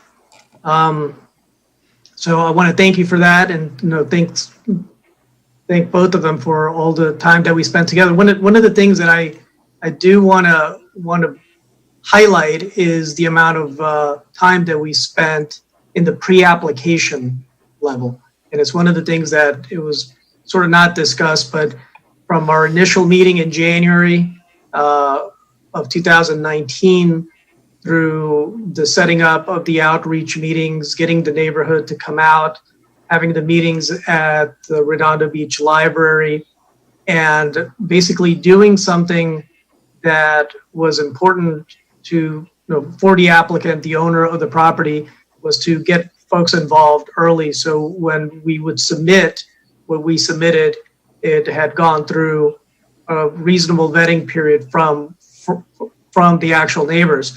So we had those 3 meetings. The first one that coincided with the pre-application submittal on May 9th of 2019. We initiated all of the CEQA work with the city around June 2019. We received the city comment for a pre-application around September, and we followed up with a meeting in November with the community to basically keep in lock and step with the original idea, the feedback that was received, some of the feedback that you've seen from the comments. There was a key item was the exit out to 190th, and we discussed this. It was in our original on our original concept, and it went in as a submittal on the pre-application. It came back as a recommendation from the city to have access directly onto Fisk, and this information was shared in our outreach meetings that was one of the things that we can do. It was a very valuable effort to sit with folks and talk about the site, the architecture, the way that units were going to go out to Spreckles, the units that were going to come out from Fisk, and how the site was going to work from some of the feedback that we got just from natural gas usage on the units, the usage of solar panels. Every unit's going to have solar panels on it. And some of the feedback on 36 units, you would have 72 trash cans. So we have the trash enclosures instead of having trash cans that would help out with on-site parking as well. So all of this is sort of what you're seeing in front of you. And again, thanks to Sean for the presentation. He was able to lay out a very complicated project throughout the presentation, basically giving you all of the meetings and all of the time that has been spent with staff. So I can go into some of the details, but I think you've looked at the presentation. I really don't have much to add from a concept of the site plan if we're going to discuss this further. I do have a question if there's any other comments that have come in, but I do want to address the conditions of approval for some specific fixes. So I don't know if anybody else has emailed with additional comments, because I think we spent a lot of time on the project and just curious why we can't move forward with the entire application at this time.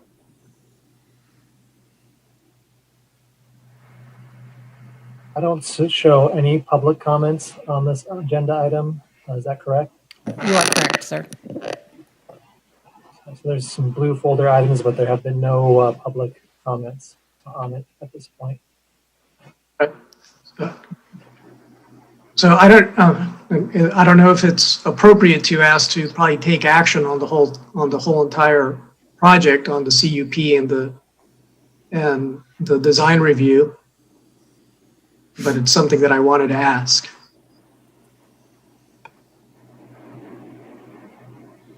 If the Planning Commission is up to reviewing the rest of the project or ask me questions on the entirety of the project. Are there any questions or feedback from commission members for the applicant? If I can speak of the conditions of approval. Oh, sorry. If I can speak of the conditions of approval, I wanted to have a comment on the sound barrier. I know that some clarification is needed on the language there, on specifically where the sound barrier is needed, and I wanted to see if we can clarify that is adjacent to existing occupied residential uses. So there's no sound barrier needed along 190th, no sound barrier needed along the portion of Fisk that there's no residence on. And specifically the property next door where 20 units are being constructed, there's no units there. So I do not want to incur that cost. to have a sound barrier where there's no impact to an empty lot. So I want to see if that can be clarified, that it's only adjacent to occupied residential uses.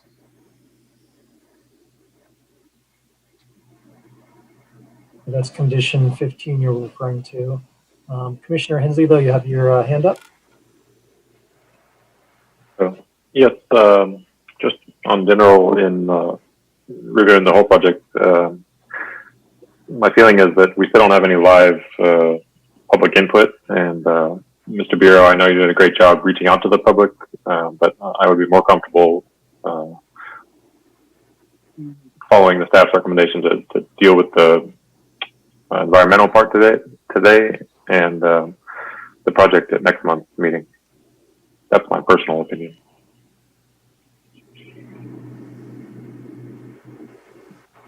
Commissioner Rodriguez.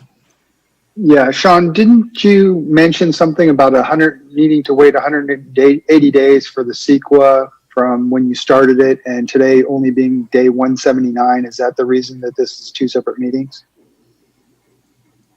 That's part of it. That's one of the drivers. We need to act on, that CEQA document or the CEQA documents within the 180 days. Oh, within, sorry. Yes, right. But again, our primary concern was to engage have as much engagement with the public as we could. And so that was the stronger basis for our recommendation to take this in 2 bites, 2 public hearings. We just happened to run into a CEQA deadline or statute limitation for tonight's meeting. So we're asking it to be acted on tonight. Okay. And so then I have some questions for the applicant. During your public outreach, you outreached to all the neighbors on Fisk and Spreckles. What were some of their primary concerns, and how did you work to address those? Thank you for the question. The primary concern was traffic, and the focused concern of the traffic is cut-through traffic on Fisk and cars coming down Fisk out to 190th.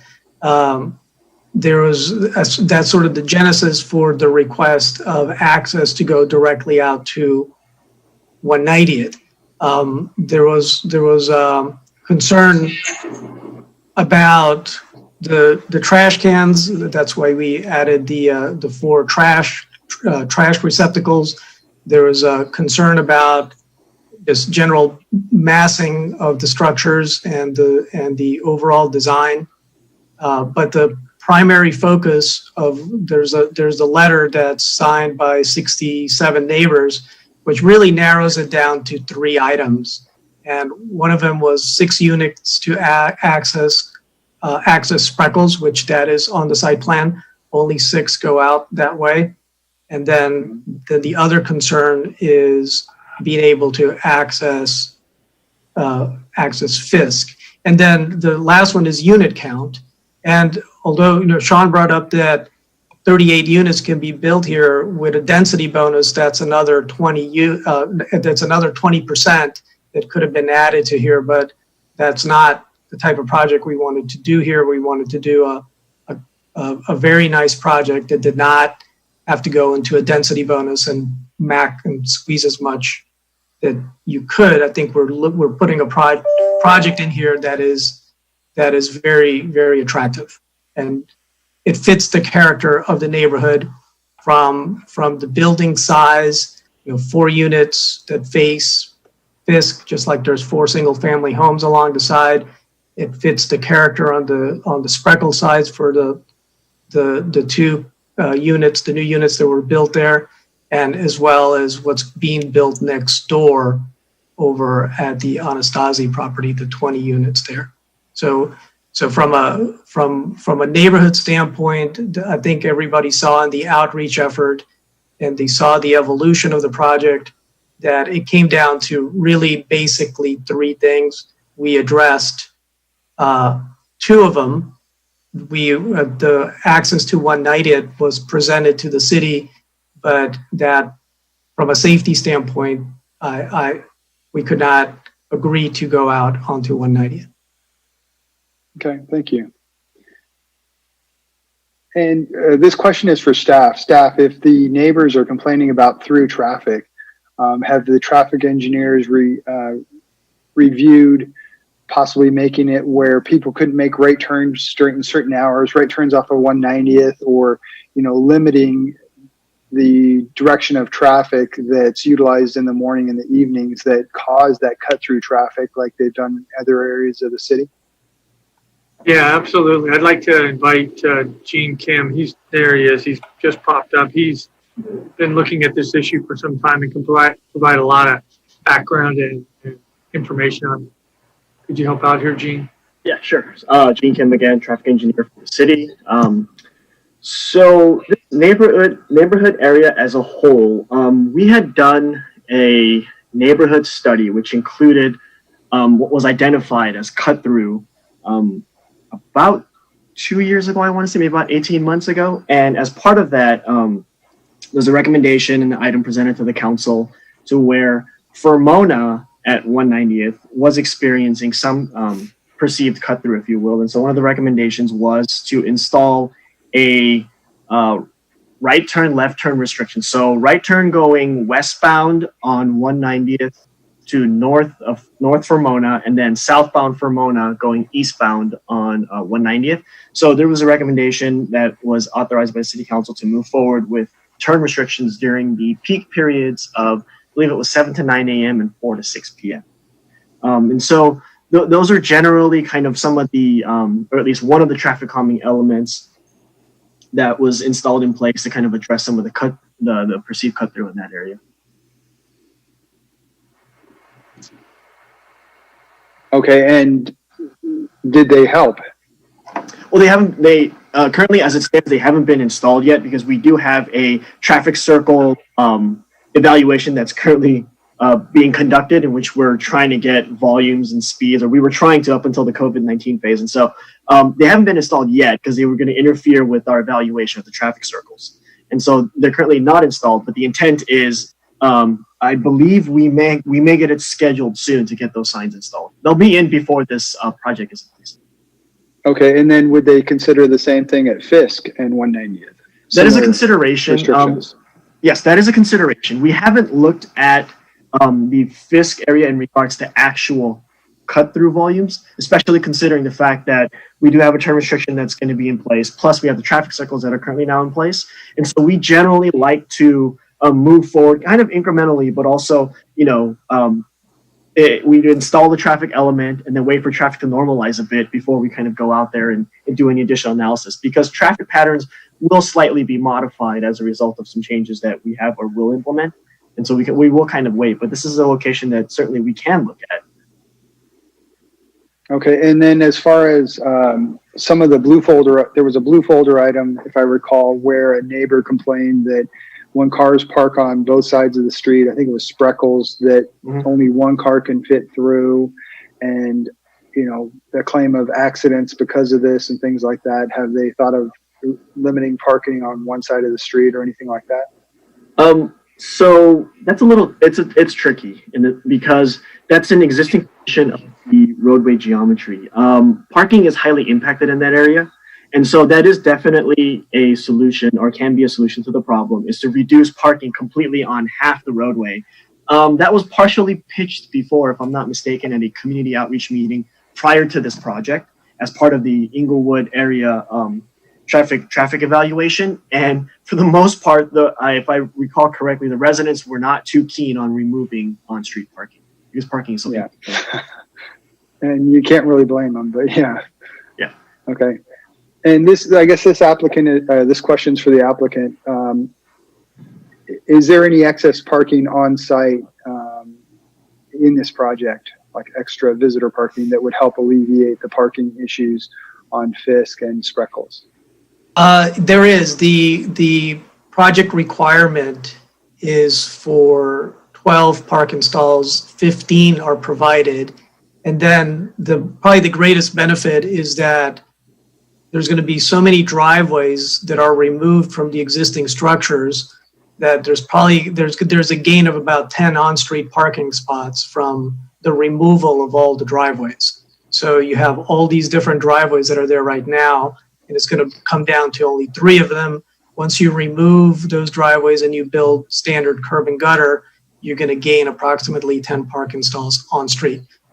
We don't take credit for those, but those need to be brought up as additional parking that is created as part of the project. The on-site exceeds it by 3 of what the requirement is. So each unit has 2 enclosed parking spots, and there's 15 total guest parking.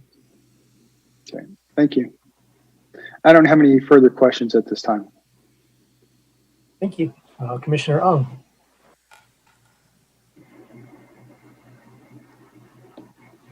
Unmute. See, I had some questions, and I think one of them just got answered. I was wondering what the net impact of parking spaces was going to be, public parking spaces, and I believe I thought there would be some loss because you're adding the driveways, but as it sounds, we will be removing driveways, so there'll be a net adder. That's good. I had a question for the. I think it might be the traffic engineer. A couple of things.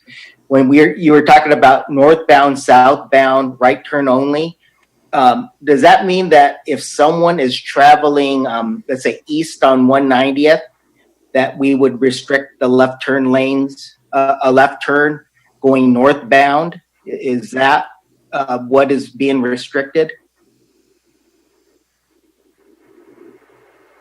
Can you help with that, Gene? I think Tom could answer that question. Tom. Hi, this is Tom Hong from Ganini Group. I'm the traffic consultant. No, the restriction is for the northbound and southbound left turn. So the eastbound and westbound left turn along 190th is allowed. Okay, so Fisk actually goes south of 190th? I thought there's only northbound. Well, there is another. It's a little bit. There's a street that's off. That's slightly offside. Okay. Yeah. So I also call that Fisk, but yeah, we based on that when we count an intersection, we have to include that northbound street as well. Okay. And 191st. It's called 191st. Sorry. Not Fisk. Okay, so that would be the what's called 191st then. Right. Yeah. This is what's south, and so is that owned by the city of Torrance? Yes. Yeah. So we would have them restrict. How do you do that? Gene, can you help out? It sounds good, but I never knew that one city could tell another city what to do. Yeah, you're absolutely correct, Commissioner. We wouldn't outright direct them to do that. It would be a request, if you will, as part of our project and as part of the analysis and this entire process that we're going through. As part of that, mitigation would be a recommendation to essentially, quote unquote, restrict that through movement from 191st Street, and we present that to Torrance for their consideration. They can choose not to accept our recommendation, but we can still implement it on our side as our jurisdiction. Okay, got it. So the purpose of the negative mitigation declaration is to come up with the recommendations, not necessarily that they can be fully implemented, but that you identify what the issues are and come up with a reasonable or a reasonable way to mitigate it. Is that how it works? Well, in this case, not with respect to any of these traffic conditions. Remember, the traffic conditions that we're discussing now, or traffic situations, impacts, are not significant enough to warrant any mitigation measures. but we still have concerns about traffic. So these are conditions of approval. Okay, right, because these aren't part of the of those risks that are identified. It was above and beyond. Yeah, okay, now I'm getting it. Okay, yeah, and I just wanted to to echo some of the comments that really appreciate the thoroughness in coming up with this report, because there's so many things about this property, it being an industrial area that who knows, what was dumped, environmental practices, back yesteryear, weren't quite the same way as it is now. So, at least, we're at least identifying that there could be something bad in there, and we've got our bases covered. So appreciate that. I think that was all my questions, and I thank you very much. Thank you, Commissioner. I'd like to also echo that and thank staff for getting the IES M&D out to us far enough ahead to really digest it and dig through it, because there's a lot of material here. So the earlier we got it, the better. Just a quick question for the applicant, because I saw a comment about this. There was a question about putting a park on site, and I would assume, is it your intention to pay the Quimby fees for the project instead of an on-site park for the public? An on-site park? Someone had talked about actually dedicating land for a city park, which is not in the site plan or anything else. So I just wanted to clarify. The project's conditioned to pay an individual fee. It's a Quimby fee per unit. That fee is $25,000 per unit. So the project will be paying $900,000 to the city for park credit. So that is the benefit that the project is giving to the city in the form of a Quimby fee instead of providing the land in lieu. So it's the fee in lieu instead. So thank you. Just wanted to make sure that was the case. Commissioner Hensley. Yeah, thank you, Chair Elder. I had a question on the traffic part that was discussed. In the sequel part, I think Sean, you mentioned it. There's no impact of traffic, or no, not enough of an impact to traffic to make a mitigation. Is that correct? That's correct. And what's proposed of the right-hand turn restrictions are for the Redondo Beach general plan, because it's an F intersection at Fisk and 190th? Yes, that's correct. Yeah. And so I heard before that, we can only request Torrance to put a sign on theirs, but if it's required to reduce the trips in an F intersection, how can it only be a request to? Well, I don't know what the level of service is on that Torrance leg of the intersection. Okay. Again, our jurisdiction stops at 190th. Our general plan requirements apply to the city of Redondo Beach, obviously. And I'll let Tom and Gene, fill in the gaps. But these are when you have a level of service app, if you add anything to it, you're then looking at potential not mitigation, but you're looking at those geometrics and looking for opportunities to not impact that intersection anymore.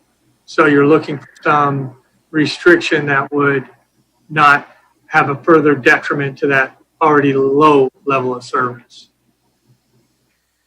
And if we didn't get the turn restrictions, would we have a detriment to that intersection of Fisk and 190? Yeah, there is an added number of trips to that already level of service intersection. So, it's not enough additional trips from the project to warrant a requirement for mitigation or a determination of a significant impact per threshold. CEQA. Yes, per CEQA. But any additional, we're always looking to, so then we're looking at how do we address that further degradation of the intersection in a way that, we can't CEQA to do it, but can we, is there something we can do to improve traffic flow? So it's at least the same as, or close to the same as that we can get. Okay. So. And that's the turn movement restriction. Okay. Yeah, let me clarify that a little bit. Based on the traffic study, the project doesn't cause what we call significant project impact to the intersection, because one of the city's level service requirements that it also need to contribute more than 10% of the existing traffic. So there's no impact to the intersection, but there is level service problem is already at level service F at existing condition. So it is not something that caused by the project. Now, obviously, as a project, it's a good practice to mitigate that intersection so that it'll function at acceptable level of service, and also to improve safety at that location. So that's why the left turn restriction is being recommended. If we just implement the southbound restriction on the Redondo beach side, at least the delay or the service level at the southbound left turn, it'll be okay. But if Torrent doesn't implement their side, it's their side. It's the northbound that's functional level service F.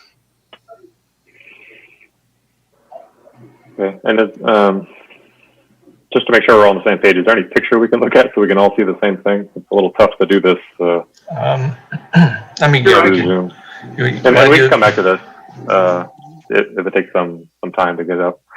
One other question I had on the traffic, looking at the Appendix E on the traffic study, the intersections that were studied was 190th and Hawthorne and Inglewood and 190th and 182nd and Inglewood. Were those studied as a part of this traffic study for the CEQA? No, they weren't. Gene, we had a lot of dialogue and internal meetings about, how do we want to capture the traffic and how do we want to analyze it? What intersections should we be looking at? So, Gene, if you wouldn't mind chiming in here. The question had to do with why we didn't look at those larger intersections at 190th and Inglewood and Inglewood, Hawthorne, 190th. The answer is kind of twofold. First answer is actually city, or at least in our department, we tend to employ impact thresholds, or at least volume thresholds, to determine if a study area intersection is appropriate for or requiring study. So if we have an intersection where, when we, in discussions with the consultant, and we kind of go back and forth and figure out what the appropriate distribution would be, what the origin and destination trip types are, and then we figure out generally a good direction and spread of where the volumes are going or where they're coming from or things of that nature, we can, knowing the trip generation, we can kind of calculate what the total number of trips at a certain intersection is. And that threshold is actually 50 in a given peak hour, or 250 trips in a day. And so once that distribution goes through, we look at intersections where, we're generating at least 50 trips at this intersection. Therefore, we need to study the impact at a certain intersection. That's kind of how we came up with the initial scope. Now, if you look at the trip generation of the report, it shows that we're not close to hitting that 50 threshold in the peak hour, because the residential site land use as a whole does not generate a whole lot of trips during the peak hour, especially during the PM peak hour. And so if we were to, the further we spread out, the less distribution of the trips to those intersections. But also, one of the reasons we didn't select the larger intersections is because the significance in the delay is essentially based on a ratio of existing capacity and the capacity and the trips that will be added as a result of that. And so if you have a significant existing capacity, and it's essentially like a drop in a bucket versus a drop in a cup. If we have those larger intersections that typically see thousands of cars and you add 10 cars to it, we're not going to see as much of an impact. Versus if you have an adjacent intersection that typically sees 500 trips and you add 10 cars, then we'll get to assess a little bit more of the project impact as opposed to larger intersections. And of course, it's a distance thing as well, right? The closer intersection, the intersections that are closer to a land use or the subject development, the more volume impact we can see versus the farther out we spread, the less of that we'll see. And kind of in a nutshell, that's why we didn't really select more of like Hawthorne, 190th, and these locations, just mainly because of the fact that there's so many ways to get to this site. But once you get to this, once you're near the site, you don't have as many ways to get to the site. And so, you know, your volume impact on lesser volume streets is greater than on higher volume streets. And okay, and with the 20-unit project just to the west of this, when they did the traffic study for that project, they did look at 190th and Hawthorne for a 20-unit project.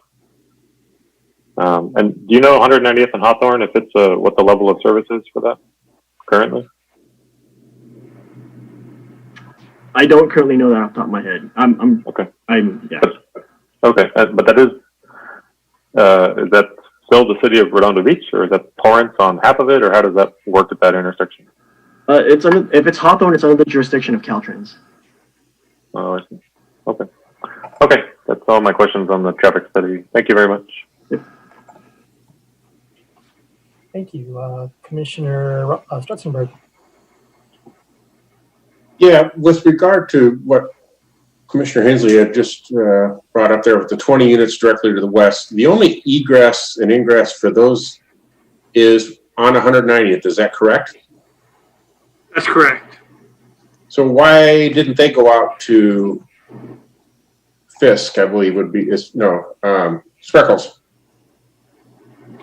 Because in the admin report, it says that exiting onto 190th is hazardous. So what's different here? I don't get this. Well, it's not a through lot all the way to Spreckles.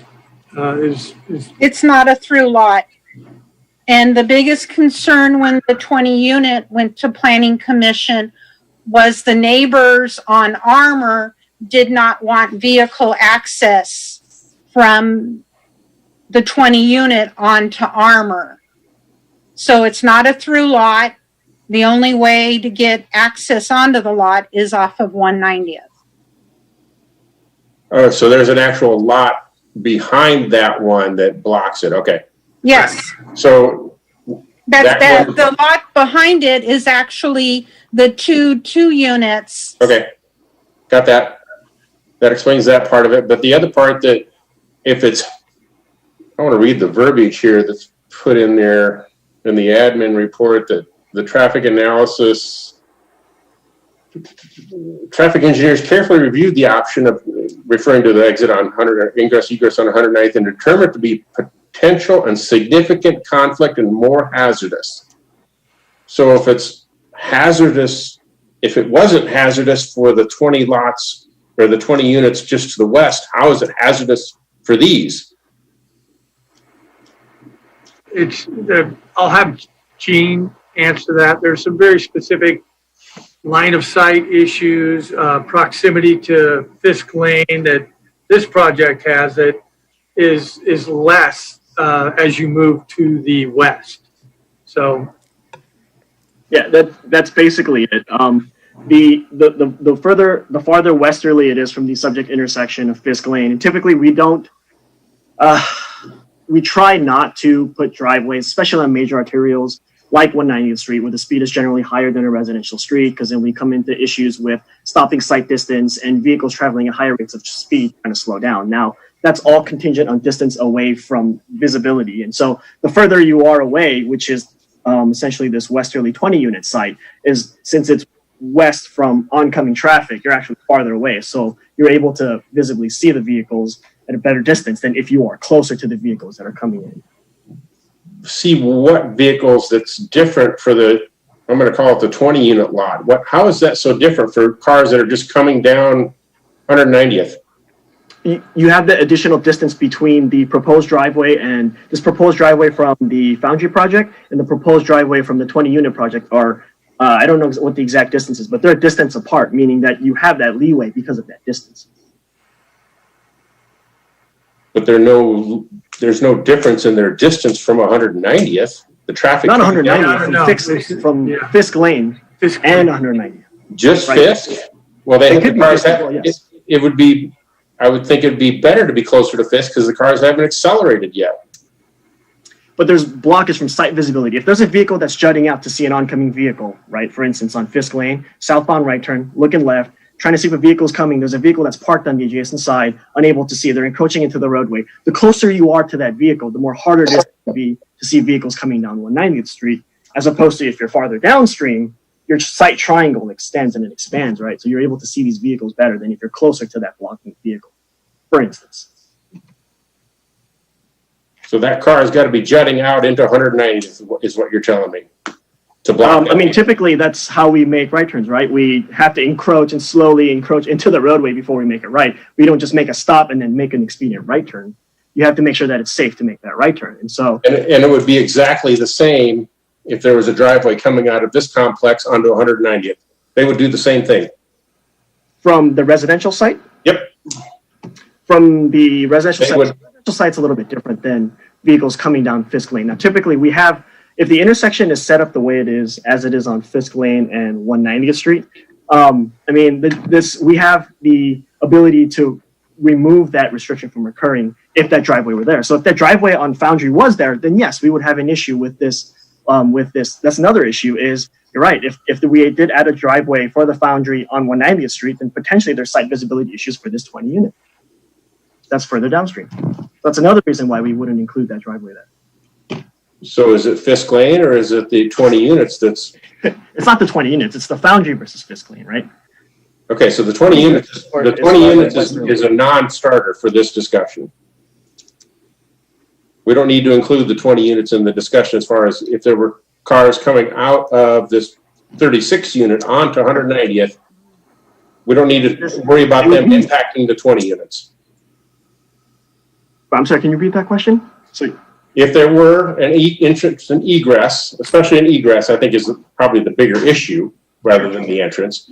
The egress from the proposed 36 units onto 190th directly for even some part of that. Mm-hmm. Does that impact the 20 units? It may, yes. It may. It may. I got to have more than may. May is kind of a might be. I mean, it's you know, typically we try not to put driveways too close to the intersection of 190th and Fisk because there are safety and site visibility concerns. That is a part of it, and it can be also that there are downstream land use vehicles like the 20 units that may have issues with the fact that there are vehicles coming out of this driveway as well and blocking site visibility. So what if you had to put them out on 190th? Could you? If that was hypothetically, I mean, we'd have to look at it. I wouldn't be able to just say off the top of my head that we would absolutely do that. We'd have to look at it. But this is something that, as Sean stated, that was brought up early on. And we had said, look, that access speeds on 190th, standard travel speeds, vehicles coming along 190th going westbound. You know, we have some safety concerns with that driveway being on 190th. Well, now you're bringing up speeds on 190th. Before you were talking about the cars that are encroaching out on 190th from Fisk. Is it one or the other or both or all of the above? It's both, all of the above. Those things exist everywhere. I think that the brief verbiage that's given in the admin report and with no further explanation to it is really short-sighted. It could be accommodated to help appease the residents, especially on Fisk, and put some of these out onto 190th. Unless you can come up with something that categorically says it's not safe, and I haven't heard that yet. If it was categorically not safe for these, then it wouldn't have been safe for the 20 units to the west.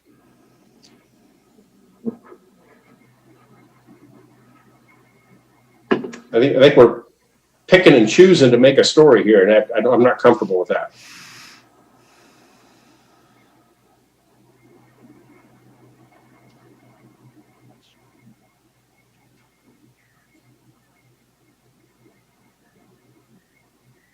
I'm not hearing a response, so we'll move on from that. But yeah, that's a non-starter for me.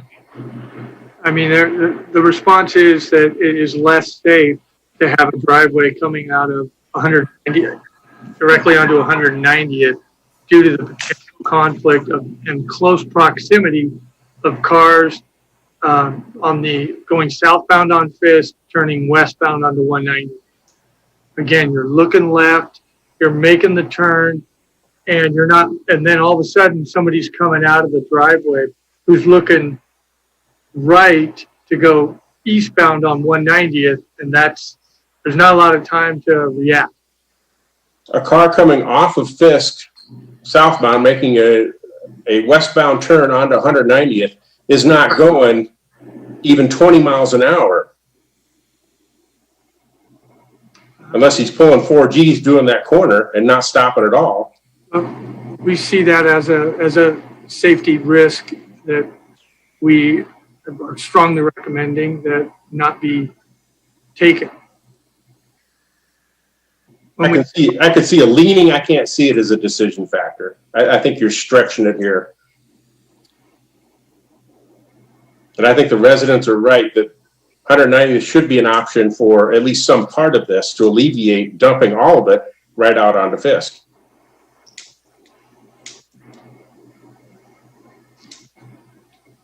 And I haven't heard anything that is solid otherwise. If I can bring something up in regards to having a driveway out to 190 and having a right-hand turn or a westbound turn, and you have a vehicle turning eastbound coming out of the Anastasia project, you have a conflict in less than 150 feet. From an intersection design that's very tight. Then you have that same movement if you were to come out of a driveway on 190th to go eastbound, you have a potential vehicle on Fisk going westbound and you create that same movement. So it's the head-on movements that you could have by having vehicles come out at the same time. By concentrating it on Fisk, although it's not the preferred neighborhood choice, it is the safer one by limiting access to 190. Because of the high speed that it turns, you also have a northbound right-hand turn lane there that you can create a conflict there too. So if you look at 190th, the design speed of it going both east and west, and the likelihood of a head-on of vehicles coming out onto 190th is what makes this, and I think it was the discussions I had with staff to change the design and make it look the way that it is. So for a vehicle exiting the 36 unit on the 190th, only westbound, I wouldn't see an eastbound happening there, but only westbound, where's a head-on? Well, I mean, if they're turning in with traffic, they're not cutting across traffic. Correct. But if you're pulling out of the 20 unit Anastasia project, they can turn either right or left. So they can turn left. So if they're going eastbound, but they're not going to turn left into the westbound lane. They're going to go across the westbound lane. Correct. So then you have a T-bone. You got a T-bone then. It's not head on, but it's pretty darn close. Not for an entrance and egress. I don't see it unless somebody's peeling out of that 36 unit going westbound and nailing it in a Tesla. No, that hasn't happened in that short a distance. Not that kind of accelerations to achieve any speeds and relative factors of safety that you're talking about. No. You can put them out on 190th. The problem is it's going to be a lot less safe. If you're going to be holding a driveway there, it's going to be a lot less safe than coming out of the main street. And not only that, but you're not going to be able to control the cars that are crossing multiple lanes of traffic to turn left into that driveway too, even though it's illegal, even though they're not supposed to do it. I myself was hit at an intersection or just before an intersection with a car that crossed the median, the turn lane, and then 2 other lanes to turn into a driveway they weren't supposed to turn into. It just seems to me that you're pushing your luck with how safe it is there, and why wouldn't we want to do something that's safer? Yeah, and they didn't say hazardous. I'm quoting what you said. They said more hazardous. Going out on 190th would be more hazardous, which is true because the traffic on 190th is doing about 40 miles an hour plus, and the traffic on Fisk, they're slowing for a stop sign, or the traffic on Spreckles. You live there. Hopefully, you're not going much more than 20. So it And sounds the speed like limit's 25. that argument is just as hazardous to go onto 190th from Fisk. It's very hazardous to drive. There you go. Yeah. So Yeah, exactly. I mean, that's why you put the driveways on Fisk where these vehicle speeds are lower there, and once you get from Fisk to 190th, we restrict the left turn to avoid that that potentially hazardous movement of left turn out. So the project is proposing driveways at locations that are safer, as opposed to that 20 unit, which has no choice except going on to 190th. Where this project, there's choices going on Spreckle as well as Fisk. So this project is proposing driveway at safer location. I think that's the fundamental issue: is this safer than exiting directly onto 190? Is it safer to exit into a neighboring street where you have more of that sight distance and everything else versus exiting directly onto a major arterial? Yeah. Not to mention, cars can park along that street and make it even more challenging to have a good visibility. And on Fisk. Yeah, but on Fisk, you're not going to be, if you're turning onto Fisk, you don't have the same risk of a car going 40 miles an hour than you do on 190th. The logic doesn't add up there. You're talking about the same risk as you would be coming out of Fisk. I think that we all have different opinions on that, so we'll have to agree to disagree on that. You're making a westbound turn. You're going southbound, making a westbound turn onto 190th, whether you're on Fisk or whether you're coming out of the complex itself. Those are both the same. I disagree. I think we've identified this as a point of contention. One of the things that maybe might help resolve this is if it does exit into Fisk or in the surrounding neighborhood, are there mitigation measures that can be done there to alleviate some of the neighborhood concerns? I guess it's a question for the traffic engineer or for anyone who has thoughts on if this does not exit onto 190th, how can we improve that for the neighborhood?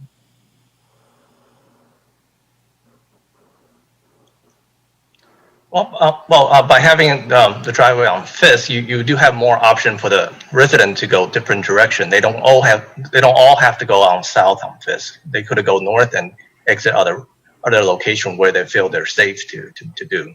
So there's more option. So where are the other 20 units? They have no choice of coming out. They have no choice of coming out of 190th. That's the only location they have. Yeah. So having on Fisk that they automatically give you 2 choices: you either go north or you go south. So if you feel that if the driver feel they're not comfortable making that left turn on Fisk and 190th, they go north and choose an alternative route that they're comfortable with. Yeah, I mean, I can't imagine an elderly driver or someone who's not comfortable driving trying to exit on the 190th. But I guess one of the questions, which was, I guess, partially answered, is the traffic circle surveys. Those kind of got derailed because of COVID, but do we have any idea how successful those have been at mitigating traffic or speed through the neighborhood in terms of some of that cut-through traffic or anything like that, or is it still too early to tell?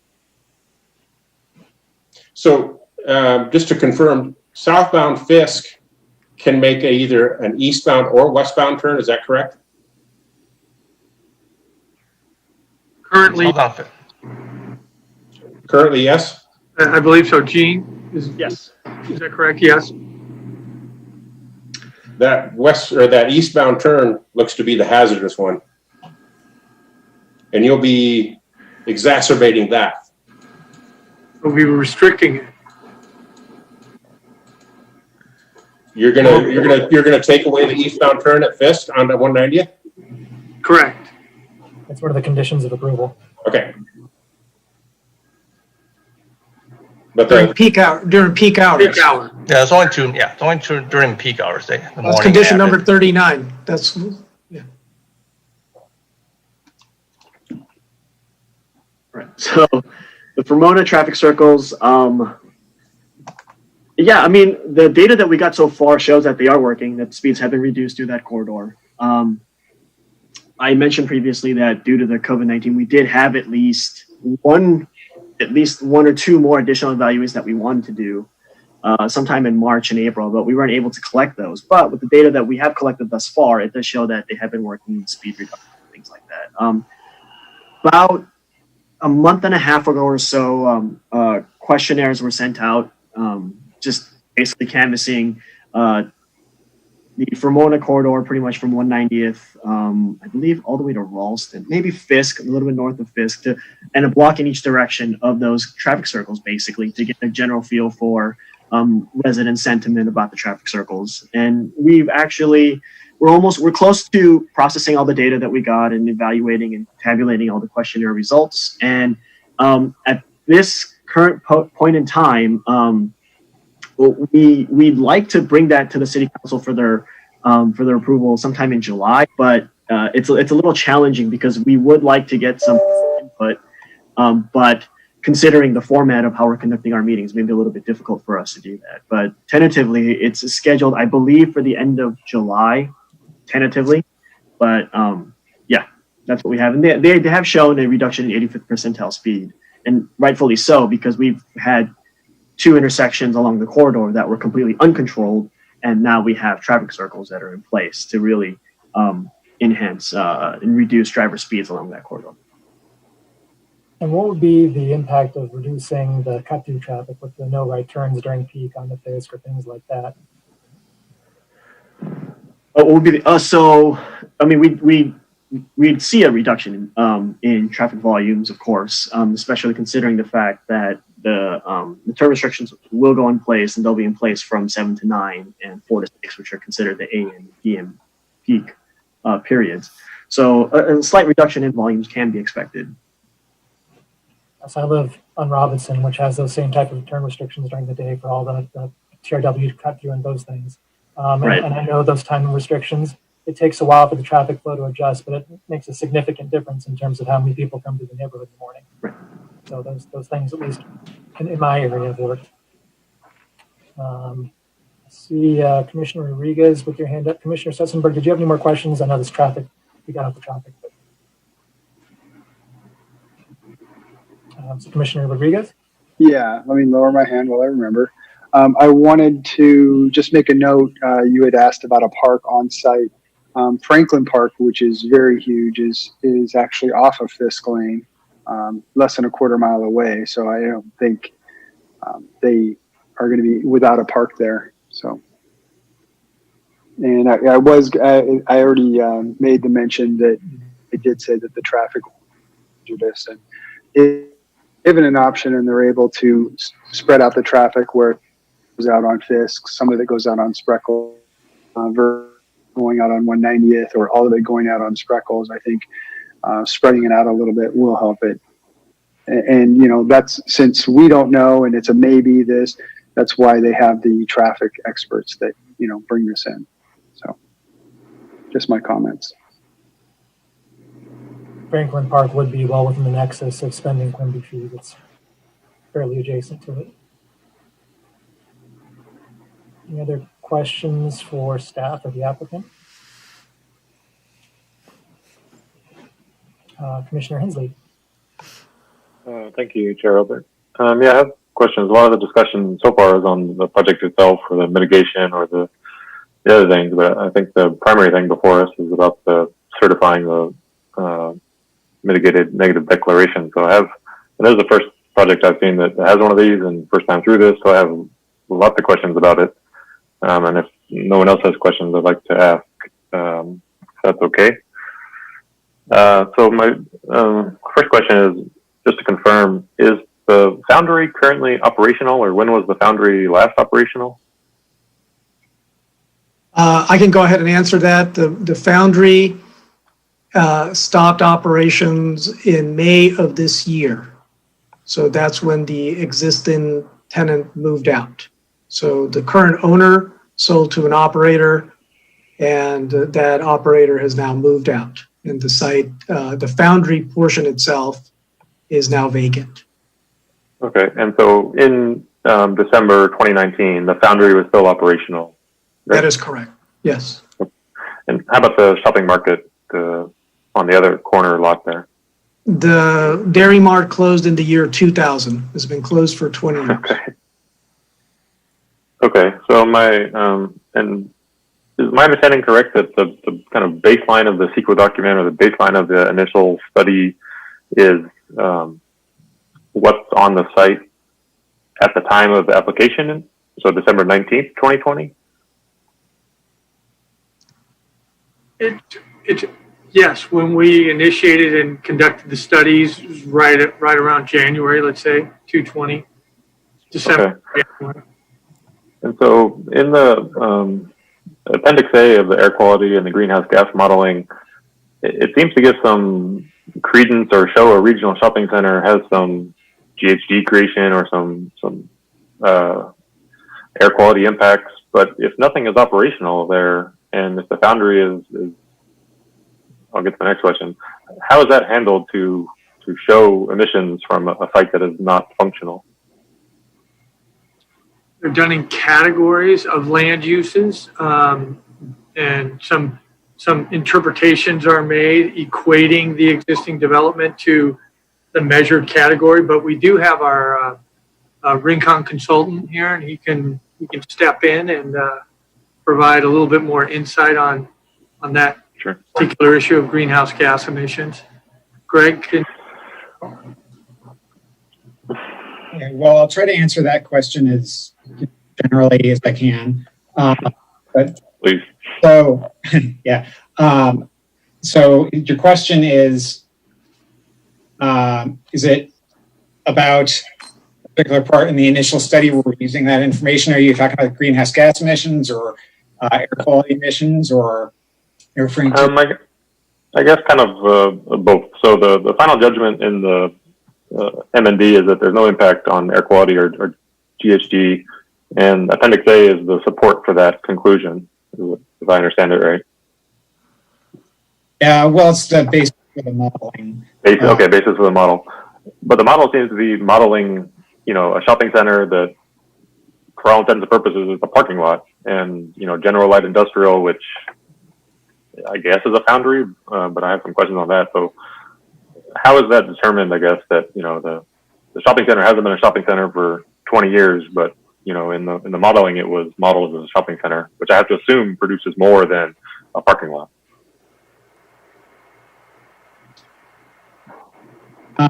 Well, I would say, when we did do the modeling and when we were doing the analysis for this project, we were considering that the land uses that are currently on the project site could still be operational, and there are some different uses on the project site. I don't believe that we did model the former Dairy Mart as an active operational use. And in the project characteristics and the land usage, it shows a regional shopping center. Not much of the property, it's just a little bit. But is that a different part of the property that is a regional shopping center other than that? You're referring to Appendix A and which page? There's a few different scenarios that are used for different purposes in the modeling. Yeah, and I guess my overall question is, you look at the current emissions, and then you look at the construction emissions and the final one, the buildings of their emissions, and you basically compare those deltas to say there's no impact. But my question is, if the initial emissions are high, assuming there's some shopping center that's happening or based on the light industrial use, doesn't that make the project look better or different than comparing it to a non-functional, non-used lot? Yes, it would, but I think this is maybe I need to know which part of the analysis you're sorry. Not just the appendix. So no problem. And also, this is something that I can also look into and get back to you with more detail about modeling. But I would say generally, in general, we compared it to we did compare it to what's there on the site. But then you have to look at the actual analysis in the initial study, and those not just the appendix, but how we use that information in the initial study in the different analyses, like construction emissions or operational emissions or greenhouse gas emissions. Or we use for energy use, for example, we also use some information from this Kali modeling. So you have to look at how we used it in the actual analysis in the initial study to see how we used it in that case. And okay, so we used it in slightly different ways for different analyses depending on the context. And okay. And so again, this is the first time I've looked at one of these, so I'm just trying to understand. And I know the target is to use simple language, but this is a lot. So okay, so for example, page 9 of Appendix A is trip summary information and annual VMT as an example. Okay, so I'm sorry, in the this is in Appendix A, right? Appendix A, page 9 of 14. So the title on the page of page 9 of 14.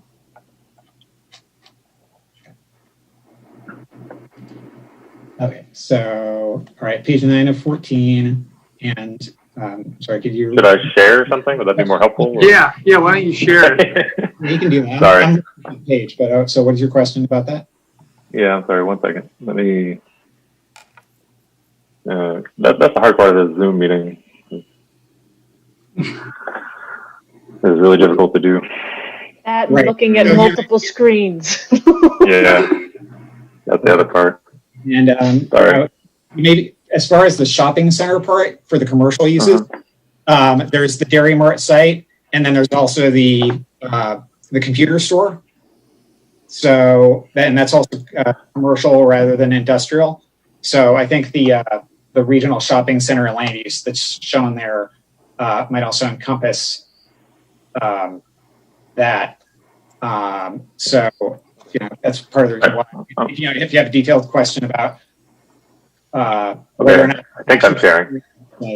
Then I may need to research that and get back to you. I'd say if the can you guys see what I'm sharing? Yeah. Okay. Yep. Yes, we can see it. Okay. Thank you. Yeah. So this is just one example, and I'm just trying to grasp the purpose of CEQA, as I understand it, is whatever the new use is compared to what's currently there, and make sure that there's no impact of the new use compared to what's there. Yeah. If I can, so I'm seeing what you're looking at, and I can research whether or not what was modeled as an existing use was all operational at the time. Of course, the Dairy Mart site is obviously hasn't been operational in a long time, and I can check and see if that's included in this shopping center use. But also, if you go into the initial study and you look at the actual how it's used in the analysis, page 31, when we're talking about operational emissions of, like in table 5, when we're talking about operational emissions of the project and existing uses, we list them all. So, we're showing what the existing emissions would be, what the proposed emissions would be. So it is shown there, and Okay. So, okay, but in CEQA, are you allowed to use the zoning of the lot versus what's actually there? No, I mean I don't think. Where is it? Are you talking here, the project tip generation summary? Trip generation's only on page 100. Is that 100? I'm sorry, 103. It's a little hard to see at my scale there. Oh yeah, I'm sorry. Let me. What is that? 103? Yeah. Yes. That's from the traffic study, though. Yeah, that's the traffic study. Yeah, no, sorry. I'm asking you. Where do I go? What page do you want me to look at? Go to the table of contents, and if you have the version that has the links embedded, you should be able to get it. You're in greenhouse gases. So go to the greenhouse gas section. Oh, hey, by the way, the land usage that's being used as a regional shopping center comprises 0.09 acres. So whatever you're calling the regional shopping center is very small. It's not the Dairy Mart, because the Dairy Mart's got to be more than 1/10 of an acre. Okay, yeah, that's what I can't understand, but it whatever it is seems to be generating quite a bit, and that's what I'm trying to get my head around. Okay, so table. Let's be 5. Those computer guys, man. Yeah. Is there links in? Yeah, there you go. Go to your links.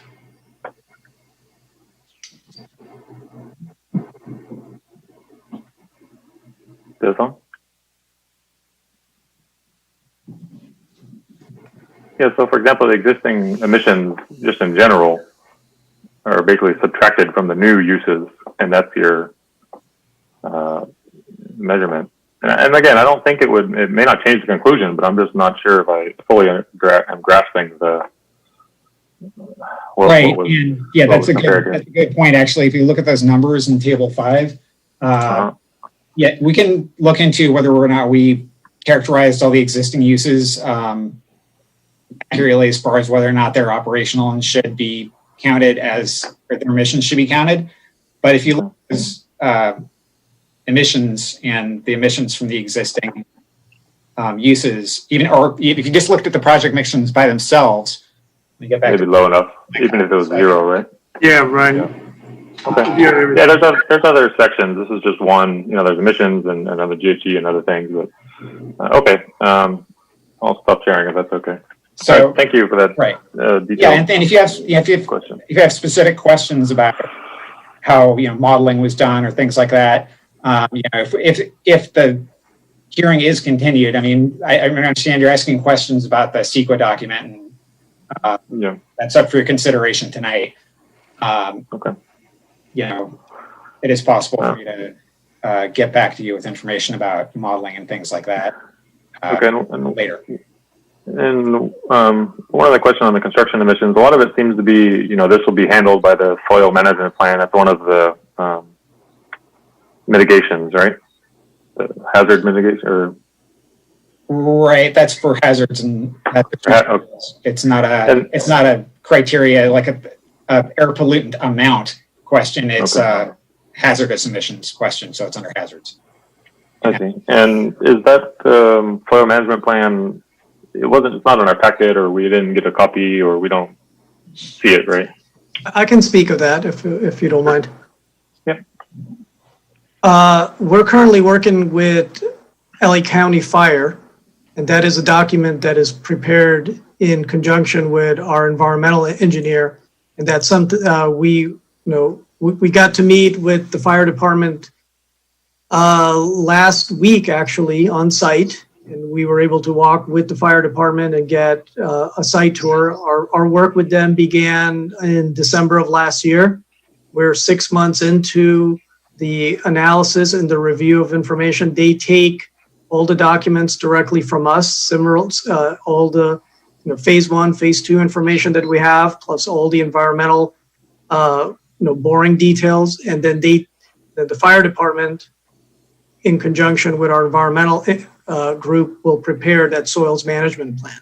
And that will have the type of conditions and type of site oversight that needs to be done by the grading company to be able to do what they need to do in order to get the review from them to be able to get the site to a point where you have a no further action letter, which is what the city needs in order to issue a building permit. So normally a soils management plan probably would not be shared at the planning commission level for review, for details on that. Okay. That's with the closing agency, which is LA County Fire. And just to confirm, one of the mitigations is, this will be, any unforeseen things will be handled through the soil management plan, but that's on kind of the back end with the city. Do I understand that correctly? Yes, correct.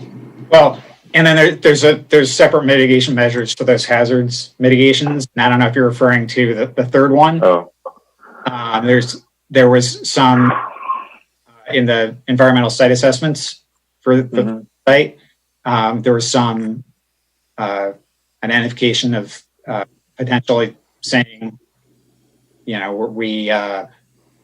some potential that if anything might be there that they cannot access at the current time under current conditions, then they said there may be some potential in some part of the site that we can't currently access. And so that's the reason for that mitigation measure, HAZ 3, I believe. Okay, unanticipated discovery of hazardous structures or materials. Yes. And just so you get a perspective of the amount of work there's close to 100 borings that have been done for the site on a 2.2 acre site. So there's been a lot of testing, and all that testing gets reviewed by LA County Fire, and that's why the unknown is basically the site looks like a Swiss cheese now from all the borings that have been done. But we take all that information, we do an analysis of what needs to be remediated. A remediation area is identified, and that is what makes it onto the soils management plan. So if there's a portion that needs to be excavated, it will be, it'll be treated in a way that is to the requirements of LA County Fire, and we will comply with that document. It'll be pretty darn strict. Okay, and a couple more questions on the construction part. How is air monitoring of demolition handled in this initial study? So I see a vapor intrusion as one of the mitigations, but it seems to be for the new condominium vapor intrusion. But how is air monitoring handled during demolition? I can answer the neighborhood. I can answer that from the vapor barrier is a requirement.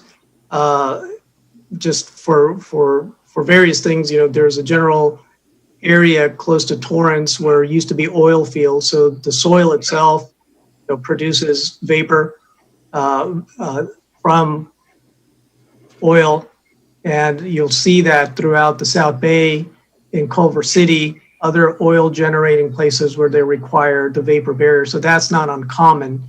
To answer your question for the building demolition, there's a lead and asbestos report that gets done. It gets submitted to the city.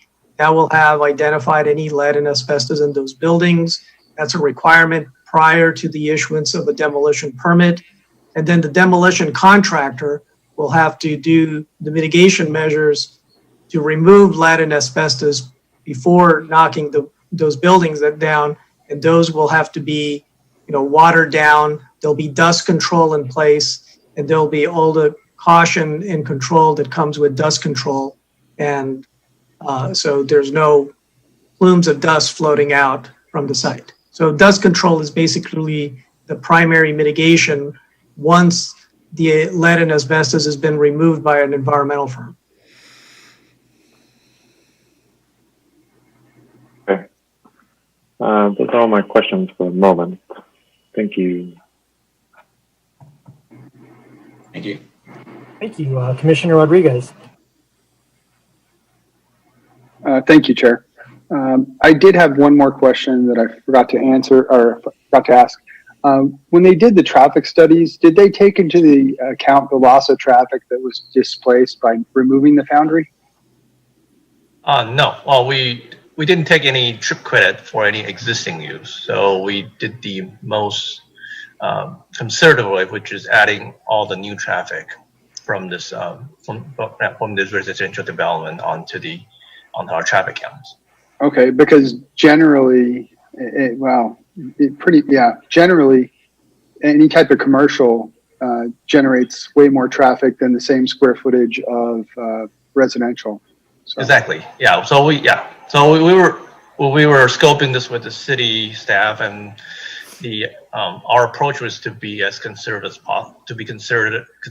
possible, so that if the resident does have comments, we didn't do it conservative enough, but it's that we're on good footing. We're on good footing that we're being as conservative as possible. So we didn't take any trip credit. And also that we didn't use the condominium trip rate. We used a single family trip rate, which are also higher than your typical multifamily. So we're really double counting here. Right. Okay. Thank you for that. Sure.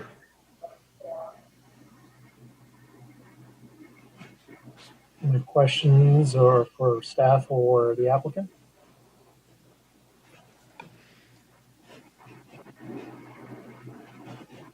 We'll say one of the things I liked is that I've seen the project kind of evolve over time and seeing some of the feedback from residents getting incorporated, for example, the no right turn restriction and some of those things.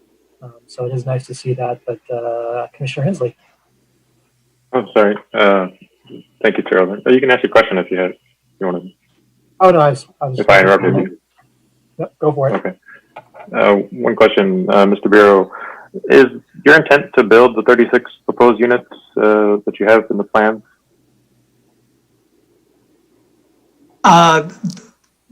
Well, it's not going to be me. It's going to be your company. No, it will not be my company. So what there is a plan to sell to a builder. So Blue Mountain Development will not be the firm that's constructing units. Okay, thank you. Commissioner Strutzenberg. Yeah, I'm looking at the draft initial study, and let me get back to the page. It's around 105, I believe. Table 20 on page 106. Going back to that intersection of Fisk and 190th, the comparison without project looks to be just the as is.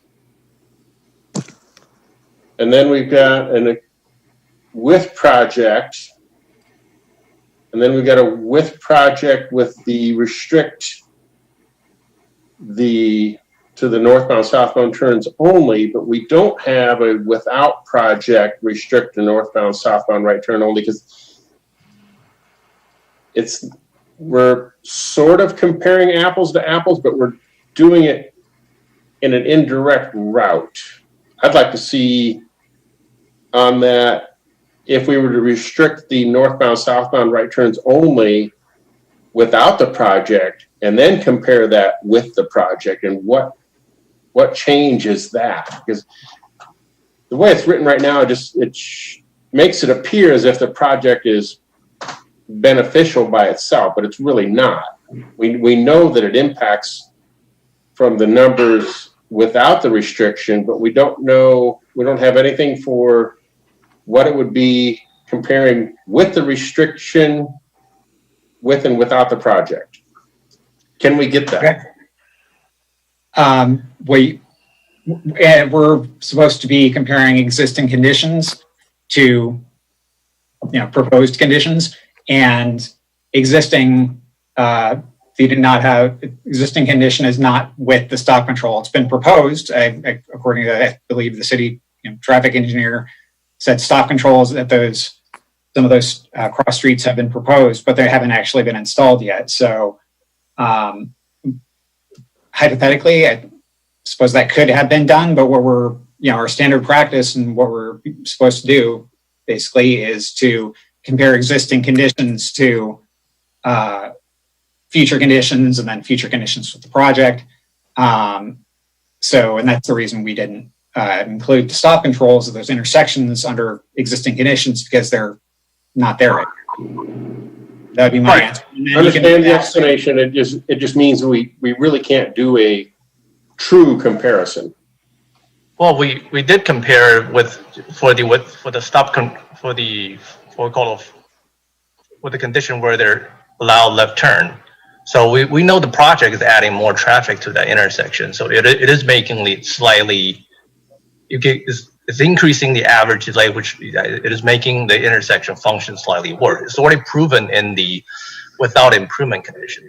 So that's why when we analyze it, the part of the project condition is to restrict the left turn. By doing that, the project is improving the the traffic condition there. So yeah, so that comparison is already done. The project impact is already identified that yeah, it made it worse. So that's why we're improving it.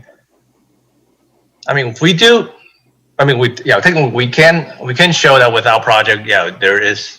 It also goes to level service B and A and B, but it's already at B and C, which means that it's one extra step of work. But to me, it looks like you're fudging the numbers to get the answer you want. No, I mean without the improvement, it's at level service F. So with improvement, if the improvement went in now, what would the level of service be compared to what it would be with and with, or what would it be between with and without the project? Well, it would have been. Went in now. Well, it's already showing that at the opening year with project is a level service C. So level service C is already acceptable. So without the project, it's going to be better. That's a given fact. I mean, we don't even really have to prove that. I understand you want to see the number, but it's already proven. Scientifically, we don't really need to show that. It's like without the project, the traffic condition is going to get worse than the with project conditions. But what you're saying, if we put in the northbound, southbound, right turns only restriction now before the project, right? It'll be level service C. Yeah, it'll be level service C. There won't be level service problem today. So the project don't even have to do anything. But because it would still be a C in the PM peak hour. You know that. Yeah, and that's acceptable. Without the project. Yes. But we don't show those numbers. How do you know that? Because with project it's at C. But it would be better than without the project. Better than without the project. Yes, it would be, yes. So we don't hope it'd still be a C. Might be a B. Well, it could be B. So when you're going from B to C, it's from a B to a C. That's acceptable. The city would allow that, and it won't. There's no significant impact. So there's no need. Yeah. So that's why there's no need to show improvement without the project conditions. I think if the site is to show the impact that the mitigation measure would make. But you can still kind of extrapolate, to your point. It's not exact, but you can extrapolate from what the impact is with the project to what it would look like with those mitigation measures. But they're only studying it to show that the mitigation measures resolve the impact. So I guess why wouldn't we do that now if it makes it so much better?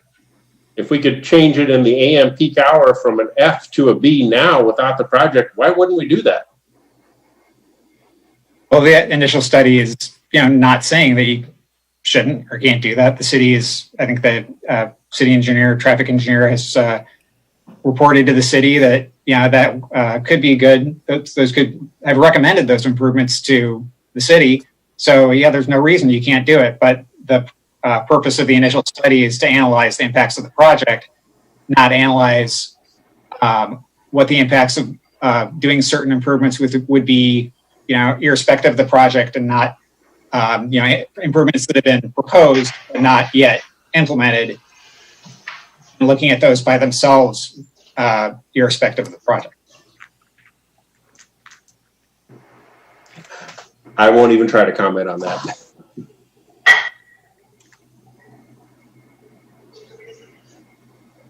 Commissioner Ong.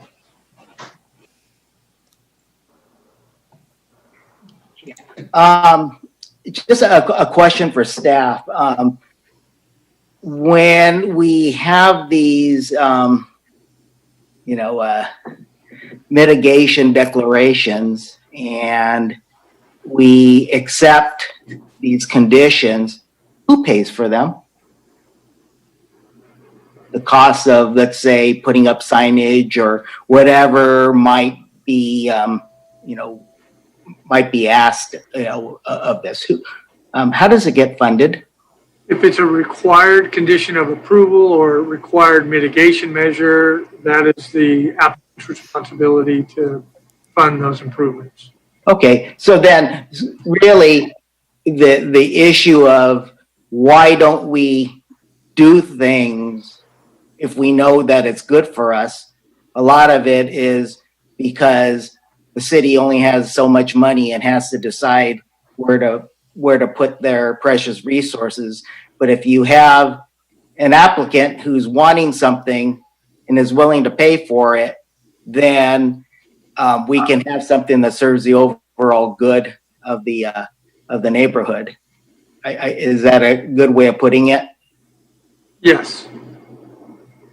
Okay. Yeah, because I often wonder, there's a lot of things that we could do in the city to make it better, but I used to be on the Budget and Finance Commission, and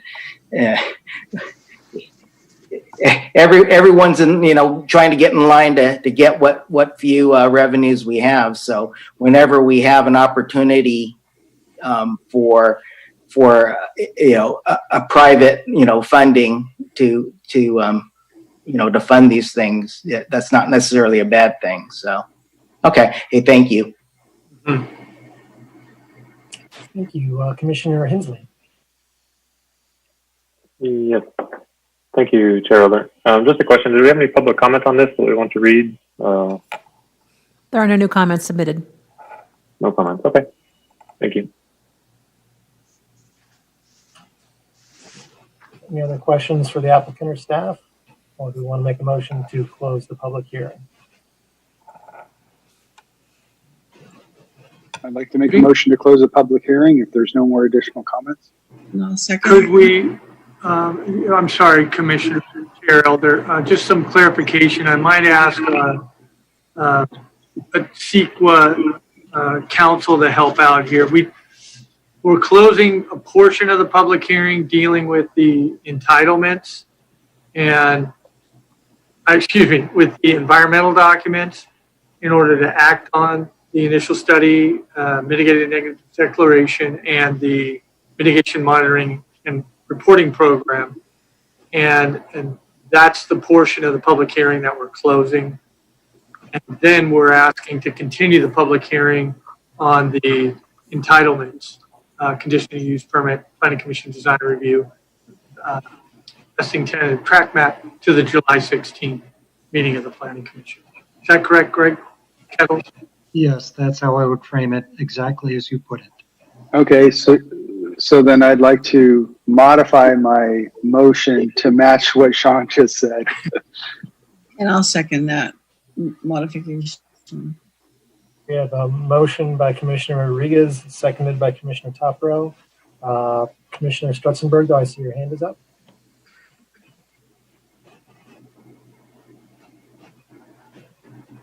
Substitute motion? Or? I am unmuting. No, I'm sorry. Just a clarification, kind of a technical thing. So are we approving the draft initial study and it becomes the initial study? Or are we, what are we approving here? Because the wording is slightly different. The report says draft initial study and the resolution says the study. I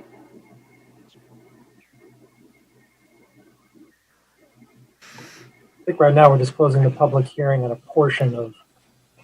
And now it's we are, that is it. He does. Commissioner Strutzenberg raises that point of draft versus now final. It will be final after the approval of the document by the planning commission. Okay, and that's kind of what I was thinking, but I wanted to confirm that. Thank you, Mr. Scully. So in essence, when we vote on this, if it's approved, it will become the initial study and it will no longer be the draft. Is that correct? That's correct. So the document would remain the same. The title of the document would simply change. That's no other changes. Okay, very good. Thank you. Commissioner Hensley, I saw your hand was also up. Oh yeah, thank you, Chair Elder. Yeah, one question for staff. What does it mean when the recommendation was we have to act on the mitigated negative declaration tonight? What is before us? What before we close the public hearing? What, approve it? Yes. Continue it? Deny it? What is the recommendation is that you approve the initial study, mitigated negative declaration, and the mitigation monitoring and reporting program. And we have a resolution that stipulates the details of that. Okay. Yeah, I have that up. Okay. Thank you. We have a motion and a second. Sorry, Sean, would you mind restating the motion just to clarify exactly what it is we're doing?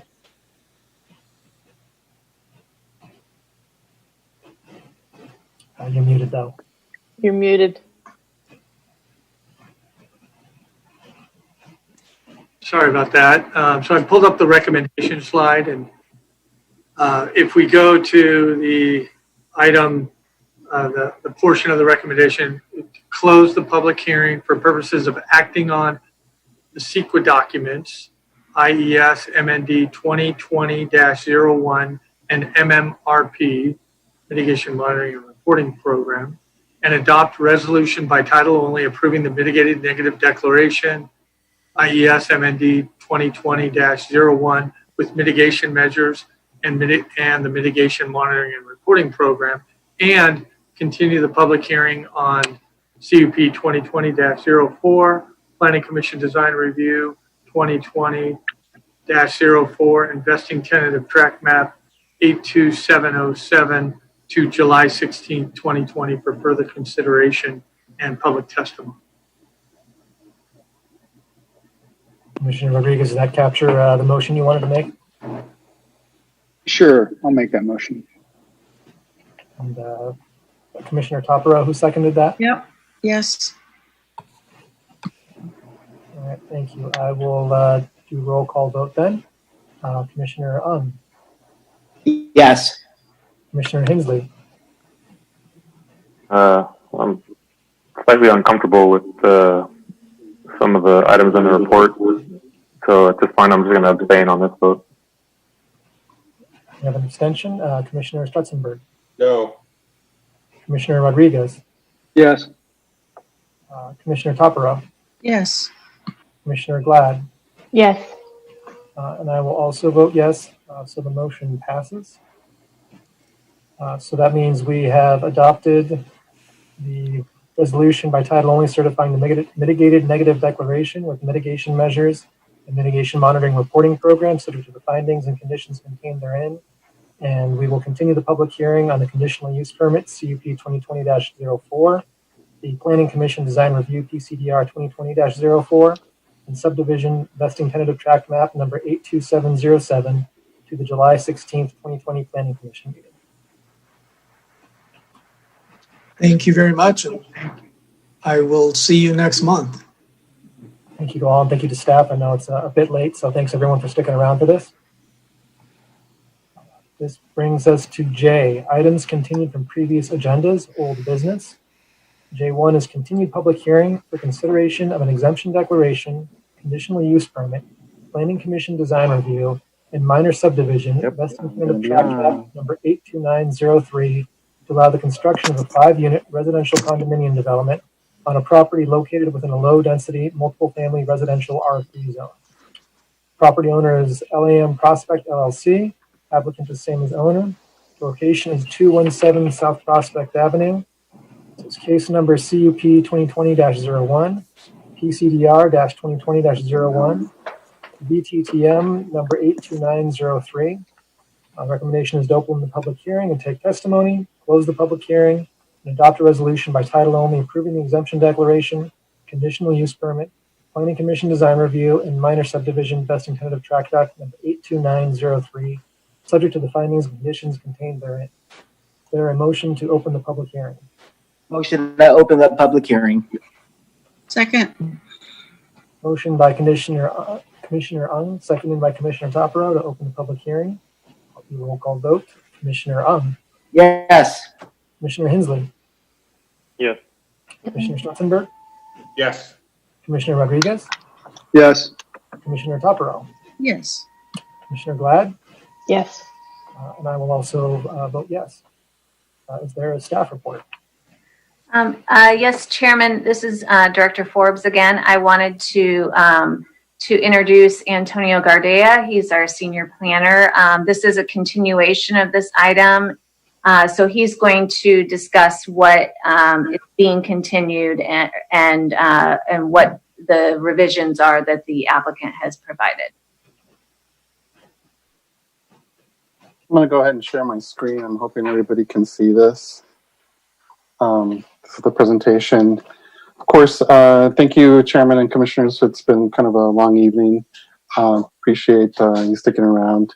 This item actually was considered back in January 16th for the 5-unit project. And tonight, they're bringing the project back for your reconsideration. Again, this is the condominium project. It's 2 buildings with attached units at 217 South Prospect. At the last Planning Commission meeting, the Commission asked the applicant to redesign the front unit to address the bulk and mass, in particular at the southwest corner of the site, and to relocate the patios and balconies away from the visitor parking area to the north side of the building. And for some reason, my slide will not move. Yikes. Let's try a different way. Somehow I knew that might happen. I'm going to try my desktop. Let's see if that works. Nope. Oh.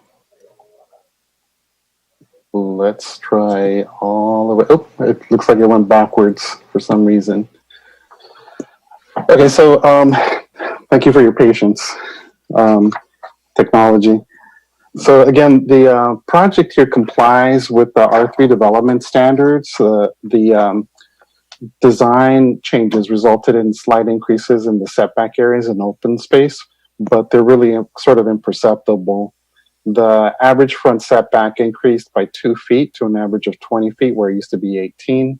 And the outdoor living space just slightly increased as well. But all else really remains the same.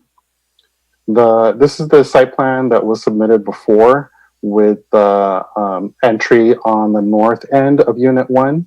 And this shows the change. And this is where it was repositioned from. There was a couple things also that changed. There were some stairs that were moved from the back, and I'll go back to that, towards the middle, so that on the side, the south side setback, there would be a stairway down to the driveway area, and that's down here. I don't know if you can see my mouse there. Oh, Mr. Gardea, would you mind making it a little bit bigger? Sure, I can try to make it a little bit bigger. Apologies for the interruption. Does that help? Much better. Yeah. Okay. So this is the first floor of the unit, and you know how it was redesigned, how it was designed before. That's the original site plan. And then the balcony area was changed. The entry was repositioned, and you know, the balcony is now on the south side. So they've done some changes to that first floor with the balcony space, which is their outdoor usable open space. And then that also affected the second floor. This is the second floor, how it was originally designed. You can kind of see the outline here of where it used to be, the outline of the building. It's been pulled back. And then this is the floor plan for the rear 2 units, unit number 4, unit number 5. And this is how the original design. And this item actually was included in the blue folder items, because I'm not sure if everybody got the revised plans. But this shows how the unit number 4 and unit number 3 would be changed. The patio would be moved to the north side. This is the outline of the building from before. And then how that affects the second floor. Right now the bedroom is here. And that changes because there's a notch out so that there's the open space. So the applicant did go through, gave it a lot of thought, looked at redesigning it, and decided, you know, they really feel like this would be more impactful, not only to the neighbors, but to the future residents, and decided they really want to go with the original design with the two patios that face one another and kind of overlook the visitor parking space. This is the combined front elevation showing the prior design, and this is the changes in a 2D view. Again, I can go back. This is the prior elevation, and this is the revised elevation. The entry is more centrally positioned. There's the archway, which kind of highlights that entry area for the front unit, and then the balcony is positioned over the driveway area and entrance into that semi-subterranean garage area. This shows the rendering of the project when it was first designed, and this is the revision to that. Shows the balcony repositioned to the back, shows the entryway, shows the kind of the wall set back further. I'll go back to kind of compare again. This was the corner that was of concern because of the verticality. And so the changes to the project break that up, break that massing, and create some modulation. It's actually set back about 25 feet from the front property line and then jogs forward to like 16 so that they can meet the required front yard average. And again, the setback from the front was increased as a result of this modification by an additional 2 feet, although sometimes that seems imperceptible. And again, with this building, one of the things that early on we talked with the architect about is the design. It wasn't designed in this style. They, because the way that they have a way that they do their interiors, and that's very contemporary. And although we know that there's other contemporary buildings in the area, we thought that they should go with something that's more transitional.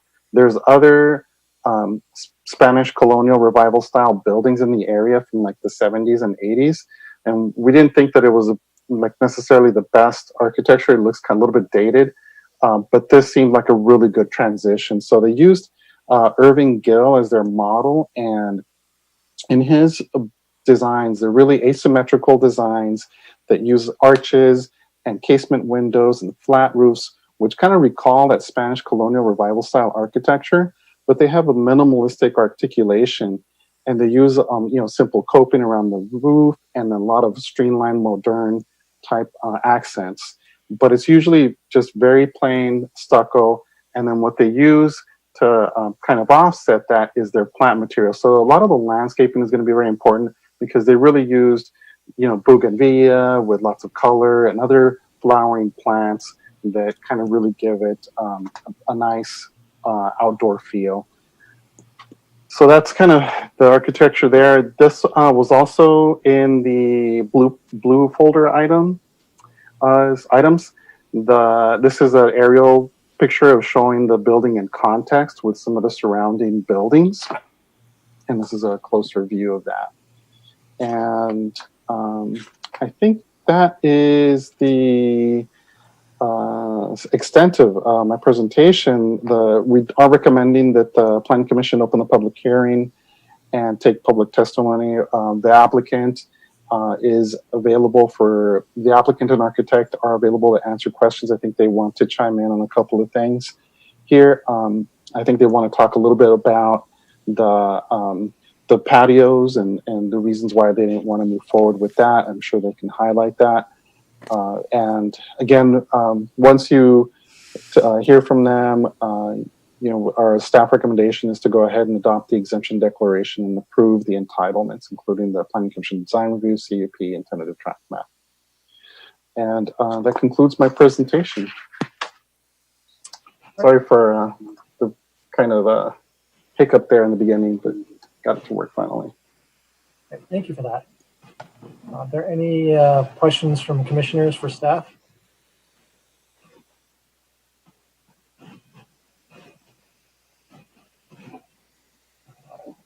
I'd like to invite the applicant to present at this point then. Hi.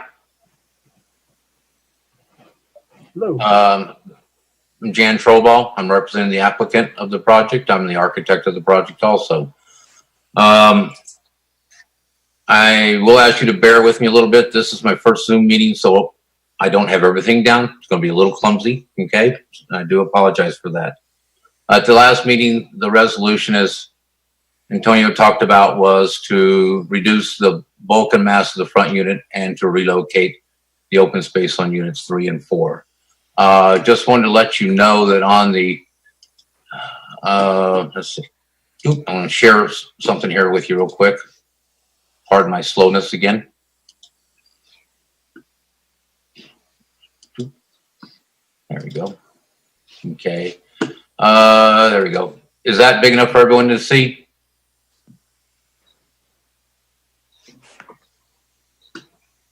Can you hear me?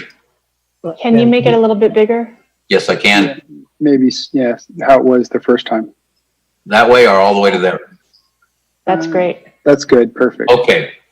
What the first thing we did is the front property line is not perpendicular to the side property line. So I went back and measured what is the offset distance from the south property line to the north property line in this direction. And that's 9 feet 9 inches. So we have a trapezoid front property line. So because of that, we didn't just redesign, we didn't just modify the other unit. We came up with a brand new unit so that it would take and mimic that front property line. So as the street is on that angle, the front property line, so is the building. The old unit had 2,891 square feet. This one's a little smaller at 2,729 square feet, which amounts to a difference of 162 square feet. Go back. Okay.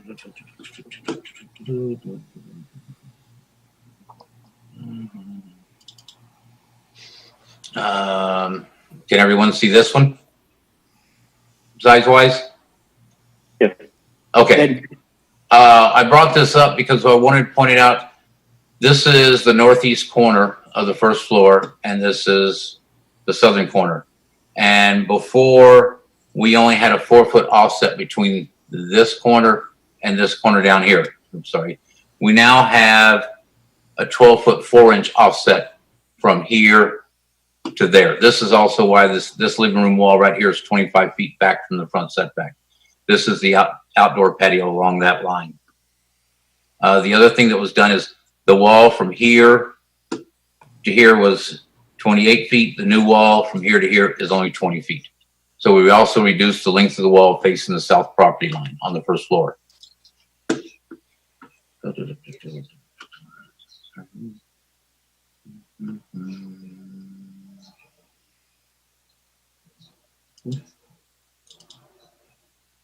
Sorry guys, wrong sheet.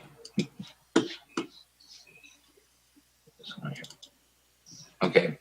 On the second floor, this is the dark line was the old building. So now we pushed this out a little bit further and brought this portion back in. But I went from this point at the closet to this point at the bedroom. And that now is an 11-foot 4 setback. And before, from this corner was 3 foot 9. By the same token, we used to have the wall that went from here to here, which was 27 feet. Now we only have 19 feet. So we cut it back on this angle, and then we cut back what faces that south property line at the same time. That's what allowed us also to get the greater setback with that. As Antonio mentioned, we redesigned the elevation so that the entry went to the front, into the middle of the building.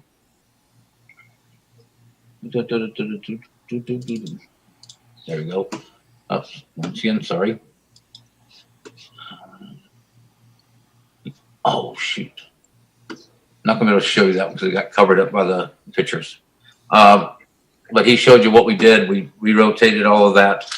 The first floor has still got the living room, dining room, as you know, balcony. The second floor still has 4 bedrooms, 3 bathrooms. There is a deck on the second floor, but it does face east on that. So there is that one. The second item that was brought up, which is the one that we had, I and the client, we all had the problem with, was moving the open space of units 3 and 4 to the north side of the building. As Antonio showed you, I did do a new design for that so that you could see it as physically possible. But in this area of the country, we're not fighting hot summers. We have a very mild climate. When it comes to the design of the open space, we try to locate them on the east, west, or south side. The east and west side get sun 12 months out of the year. The south side gets sun 10 months out of the year and for a longer period every day. And the north side only gets sun for 2 months out of the year. It makes it, anything on the north side of the building is always dark. People when they're outside want to be in some sun. Can you put the drawing back up as you're talking so that we can actually see what you're talking about? Let's see. Which one would you like to see? The new, Well, the one that you're speaking to. okay. No, I'm sorry. Part of the screen got covered up by the pictures on my desktop, so I'm having to try to guess. No. Jan, I could put it up too. Okay, could you? If that might help. Okay. If it was in any of the slides that I showed. Yeah, it's building. It's units 4 and 5. Okay. And if you can flip between the two, between the new and the old. Okay. Okay. The applicant is going to have to unshare his screen first. Oh. Okay. Poof. There we go.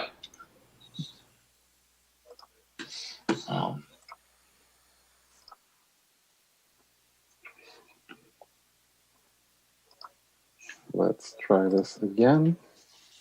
For some reason that doesn't work. Let me try it again. Desktop.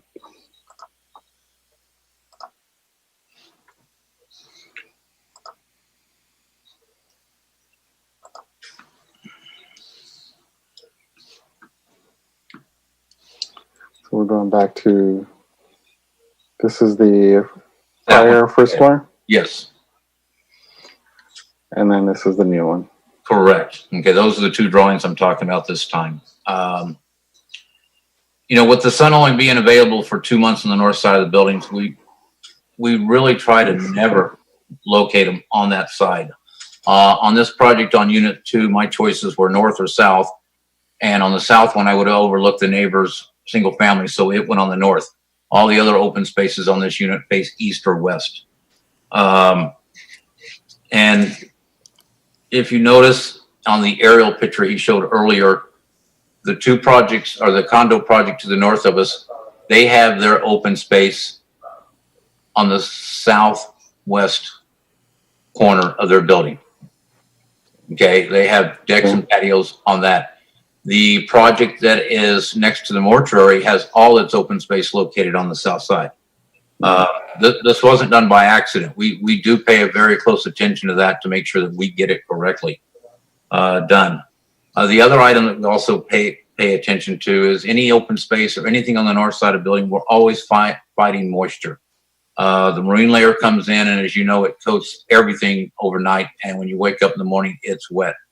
Decks and balconies that are on the east, west, and south side dry out during the day. Balconies on the north side sometimes do not dry out because they never receive any sun. If the wind doesn't blow enough, there's nothing there that will dry out the wetness on that. So it's something that we also take into consideration by trying to put some coverage over them and things like that. We actually believe that the open space that we originally designed for units 3 and 4 are in the best location and would like to have approval of them at their current location. At their current locations, they don't affect the neighbors. They don't look out into someone else's site. And we will get some sun in the morning and afternoon. The other item that was discussed also, which Antonio already brought up, is we did add the stairs on the south side of the lot at the side yard. So there's no more drop-offs. You can step down and you can step out. There was also a site section requested, and this is shown on sheet 6. And Antonio, if you want to close yours, I can open mine up real quick.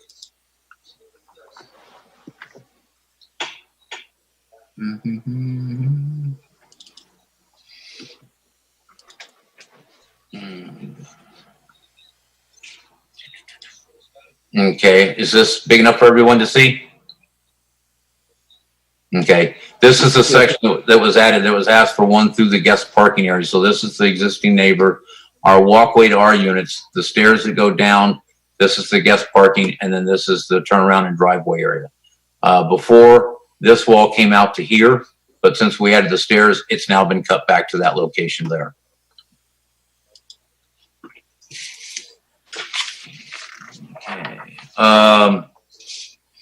The one item that was also commented was the neighbor to the north of us had asked about some windows facing their project.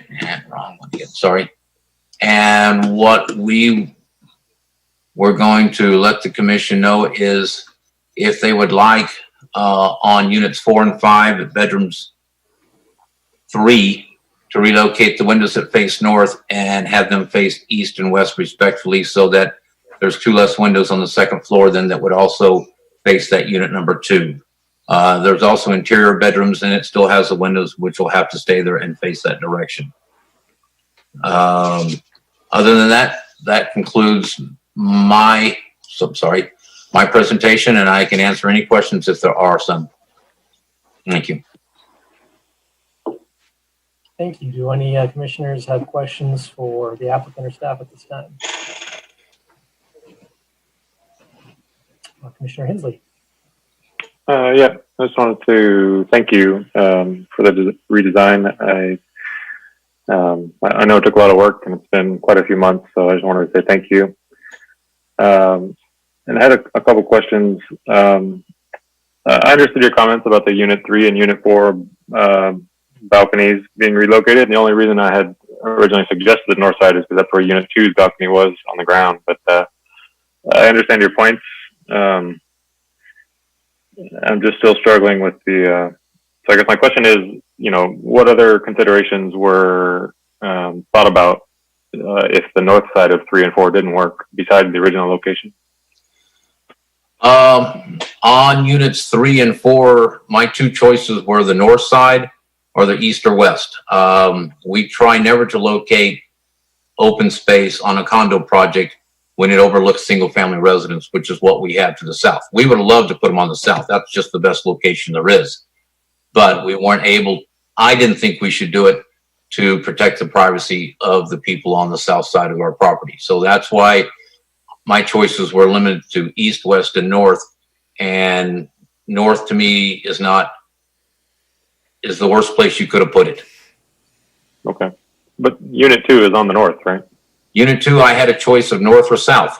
That's it, because it's an interior unit. And once again, I didn't choose south because I faced the neighbors to the south. If there had been a condo project to the south, similar to what there is 2 doors down, I would have put all my open space on the south side because it gets the most sun all year round. Yeah. So then would it be accurate to say the north side is the second worst place besides south overlooking the neighbor? North side's just the worst place, period. I mean, you get 2 months of sun. That's it. For the other 10 months, you don't get any sun. And like I said, if we were down in Arizona, north side would be a really good side to be on so that you don't get the sun, but we're not. Okay. And the second question is on the amount of reduction. Unit 1 went from, can you give me the numbers again? 2,889 square feet to? Yeah. Just a minute. The original design, there was 2,891 square feet of living area.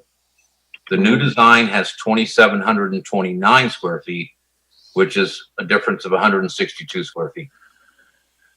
And I saw in the drawings that the basement got reduced. How much square footage was taken out of the basement? What we did is the basement got reduced and redistributed. We have a larger electrical room now downstairs, electrical and telephone room. And that garage specifically was pretty large in the beginning because of the stairs and how the building shape was before. Okay. So I calculated there's 106 square feet taken out of the basement. 6 square feet added to the first floor and 62 square feet taken out of the second floor, based on the first page of the drawing document. Are those accurate numbers? Let me look at another set of drawings here real quick. Okay. That's correct, Commissioner Hensley. Okay. Okay. Okay. And you can correct the numbers if they're incorrect, but okay. And all right, those are all the questions I had right now. All right, thank you very much. And Commissioner Copper, I had seen you waving your hand. Sorry. Yeah, I was going to say, it's kind of ironic here because chances are very high that single family residence on the south is probably eventually going to be torn down for more of this kind of stuff. And so we're ending up with a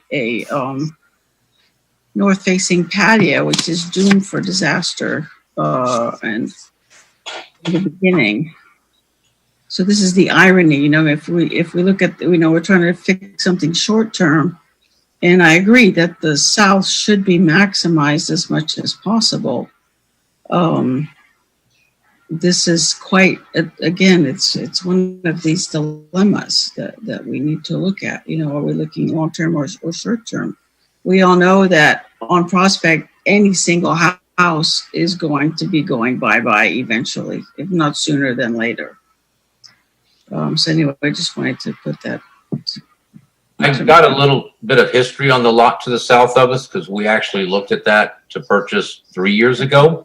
Okay, good. And we didn't. So, but someone else did and moved in. So yes, I do believe what you said. Eventually it will go away. But because since it was just purchased 3 years ago, and the people want to live there, I don't think it's going anywhere for a while. I did take that into my consideration. Thank you. Commissioner Stutzenberg.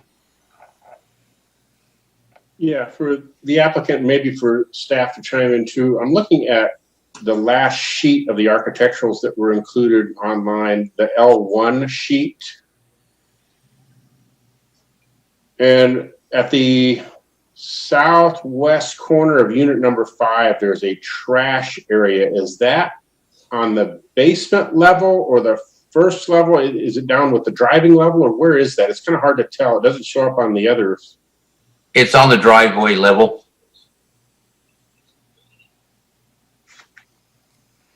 Okay, so that might help a little bit. Mainly what I'm looking at, I didn't really see it before, is to back out of that westerly most parking space of unit number 5, you're backing into a dead corner there.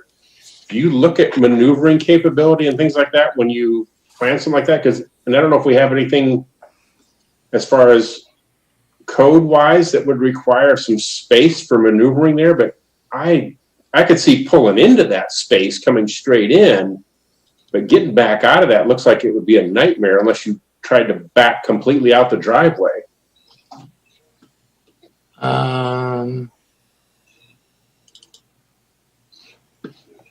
If you look on sheet 1, the site plan, and we will hang on a second and I'll share that with you. Okay.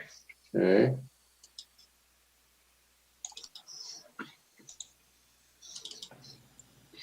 Okay. Can everyone see the screen? Yeah. Okay. If you notice, this is the garage for unit number 5. I set this back, this additional portion right here. It's not right up against here. You notice the doors are all the way back here. So when this person backs out, they have a spot to back out to before they turn out. Similar to what we do to a commercial parking lot when you have the install and you have a 2 to 3 foot backup area beyond the end of the parking spot. So when you back up out of that stall, you have a place to turn into. Okay, and that's why I initially asked if that trash was actually on that level, because at first I was looking at a different sheet that didn't really show any walls or anything there. Let me come back to that.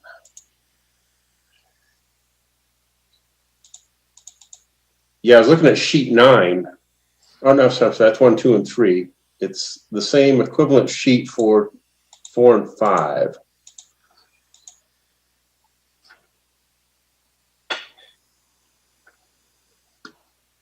Yeah, I was looking at the basement floor plan, which is sheet 13. And that doesn't really show anything there. No, it doesn't. It does not show the trash area. It just shows the units. But the trash is on that floor level. Yes, it is. Okay, so and that helps clarify. I'd appreciate that. I'm going to go back up to that first sheet real quick. Okay, you want me to go back to the site plan? Yeah, maybe for everyone else. I'm on it on my own. Oh, okay. That does at least help, but that's tight. Well, there's nothing that says I can't push this trash area back even a little bit further. It's oversized. I pushed it back because knowing this car, when he backs up, he's really not going to start turn until he gets to here. This guy, of course, will have no problem. This is the guy that's going to have all the problem getting in and out. Right. That's what I was looking at. Correct. That's actually the only unit that's going to be tough because the other has a little more space. But Agreed. that's why I missed that. I did set that back for that reason.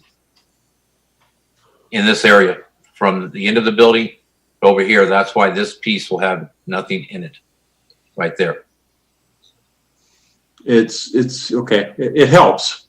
It still looks like quite. I guess I'd have to see a typical vehicle kind of laid in it, but that pinch of that corner just to the left of your cursor right now, down, right, just slightly. That corner right there that looks to be the tough one. I don't know if that building wall, does it need to take that jog there? Was it for the planter above or? It was for the planter above, is what it was for. Because, at the front over here, the wall just goes straight. But when I redesigned this whole area to add these stairs, I got rid of the stairs back here and redesigned this area and cleaned it up. And I tried to make it a simpler design.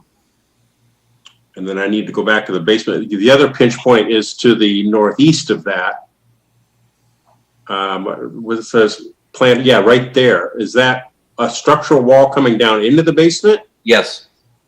Okay, so he's kind of pinched between that point and the other one we talked about. That's correct. Yeah, this will be the toughest one to get out of.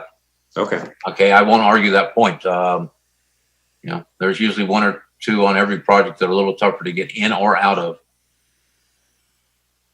But that's why we still went with a 20-foot wide driveway everywhere instead of the typical 11-foot driveway to try to help in getting the cars in and out.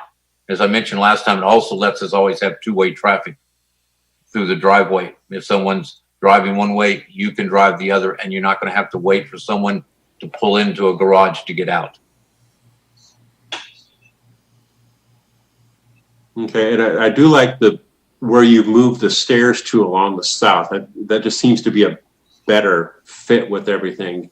Well, yeah, I listened to your comments last time, and I know the fire department would like it a lot better because they don't know what's going on site in a true emergency. They haven't had time to look at anything. They come running up here and there's a guardrail and they can't get over. They would not be happy. So I thought that was an excellent idea. So I put the stairs so you can go down and then stairs so you can go back up. So now you can circle basically the entire building around the perimeter. Yeah, and it's fairly centrally located, which I just see that as good. I appreciate that change. Okay. Yeah, and back to, I guess Commissioner Hensley was kind of, I don't know if you were hinting towards what was actually done here, but I agreed with your numbers completely in that out of the only reduction in square footage was on unit number 1, and 106 square feet out of the 162 total came out of the basement, which really doesn't show up as bulk, which was kind of the thing we were most concerned about last time when we looked at this, was just the overall bulk. I do agree that the changes you've made to the front help with that, but the overall bulk is still there, and I guess that remains as my concern. And I'll stop at that.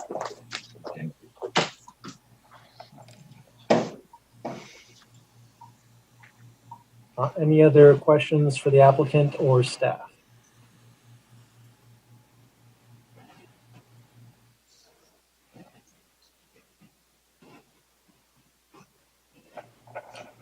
there a motion to close the public hearing then? Actually, there's 3 comments to read. Oh, great, sorry, thank you. Thank you. And we'll read them. Bear with me one moment. I'm just pulling them up. Thank you for keeping me honest as well. Okay. Okay, so first comment from Majid Yazdi. I opposed this project back in January 2020. At this meeting, there was a request to see if the developer could make this project to be less congested to the neighborhood. This project is still 5 units with lack of parking, lack of space, lack of open space, among other things. In addition, there's a huge safety issue. Prospect is a busy street with minimal parking, especially when the schools are in session. The developer is taking a single-family home with a large yard and making it 5 condos. This brings in at least 5 families with anywhere from 2 to 4 cars each. There's no room for this. Also, the project does not match the neighborhood. It was incorrectly stated that Prospect has many multi-units, which is not true. Closer to the schools, the homes are single-family and 2-unit properties. The developer has reduced the square footage from the garage area and added 62 square feet to the first floor of the first unit. Not only did they not reduce the unit count, they added more space. So that concludes the first comment. So the second comment, Kat Sulikowski. I am a 25-year resident. I live on the next street from this development. This development does not belong on a major street like Prospect. It is very dangerous to turn west or left from Prospect to Garnett, especially when school is in session. Was a study done to show how future homeowners will be able to turn safely into their driveway from Prospect if coming from the south without causing an accident? The Sandpiper is 1 house down from this project. There are 32 units there. Another high occupancy building is not necessary. North Redondo Beach is overcrowded with little parking and minimal space between houses. I am against South Redondo Beach turning into an oversaturated, crowded, and uncomfortable place to live. It's bad enough developers are putting 3 on a lot where a single-family residence once was. There is minimal parking in my neighborhood. Adding this project will deplete the already hard-to-find spot. Again, especially when school is in session and soccer season is going on. This project is unattractive visually and does not belong in South Redondo Beach. It belongs in Miami.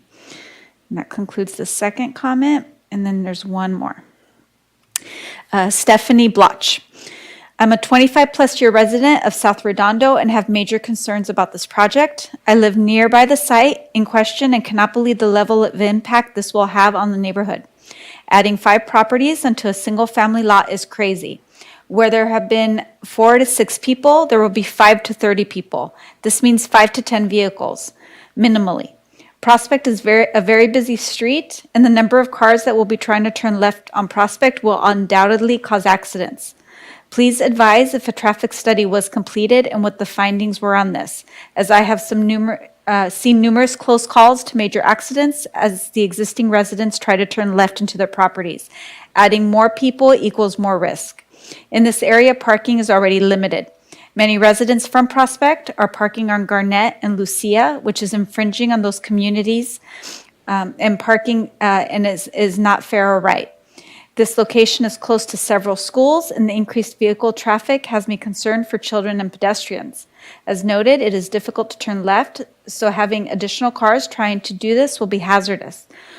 When talking about children, I'm a parent with children in the school system, one that is already impacted. So how can we add families where there used to be 1 without causing additional issues at the schools? Education is important, and continuing to add students to an already full school system is not a good idea. Finally, I'm opposed to this development as I do not want to see South Redondo become North Redondo, people living on top of people. This development will devalue the homes in the area as it will be less valuable. And that concludes, let me just refresh real quick and make sure nothing else came in. No, and that was it. So that concludes all the public comment. Thank you. And it's worth noting there's also blue folder items on that as well. So thank you for the public comments. With that being said, are there any questions for staff, or is there a motion to close the public hearing? Or questions for the applicant? I make a motion to close the public hearing. Second. A motion and a second by Commissioner Rodriguez and Commissioner Stretzenberg to close the public hearing. Here comes roll call vote. Commissioner Ung, Yes. Commissioner Hensley, Yes. Commissioner Stretzenberg, Yes. Commissioner Topero, Yes. Commissioner Glad, Yes. Commissioner Rodriguez. Yes. And I will also vote yes. The public hearing is closed. Any additional questions or discussion? Commissioner Hensley. Yeah, just a question for staff maybe. We don't have any live call-in capability right now at the meeting. Everything is email or e-comment. Are we expecting to have live comment at the July Planning Commission meeting?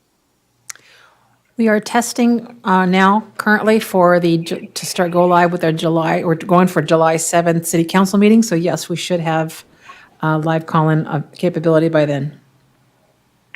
That's our plan. Okay. So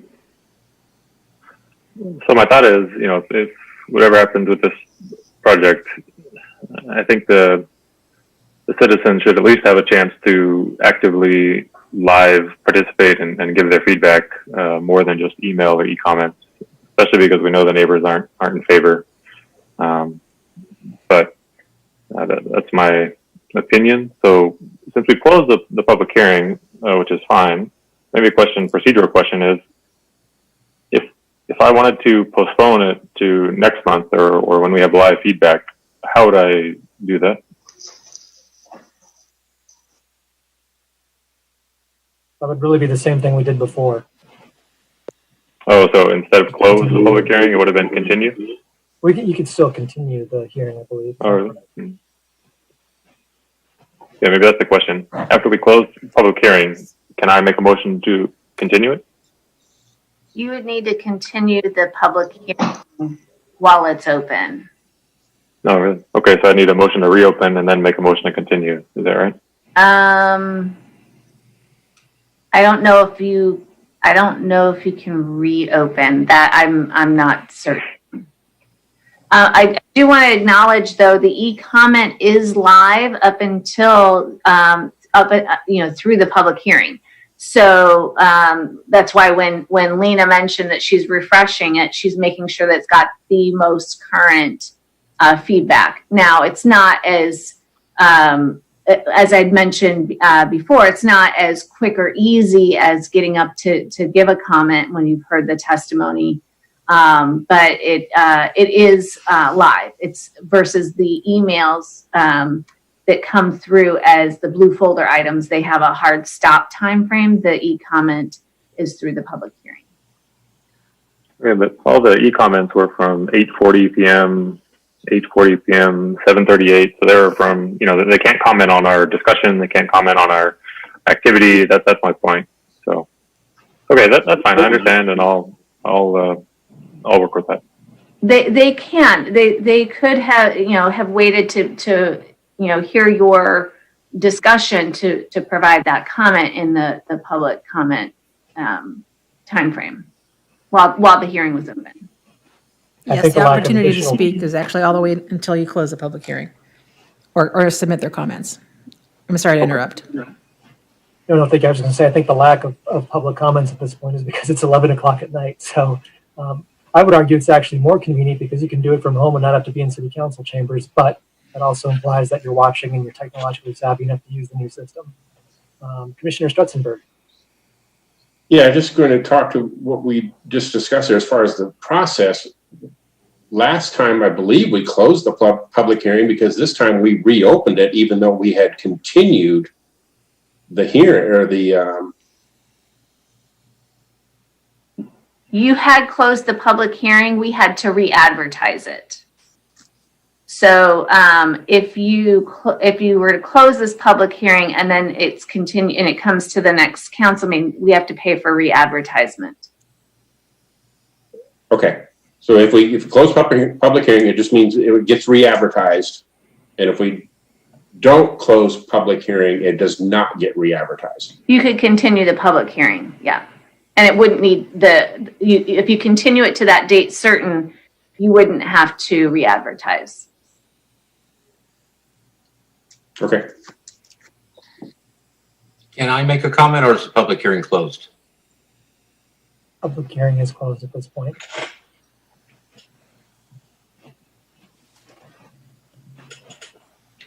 I guess, Antonio, I need you to raise your hand. I just wanted to make a quick comment. The applicant is asking for a decision tonight and was hoping that the project not be continued to a date uncertain. Again, it took a long time for them to get to this point.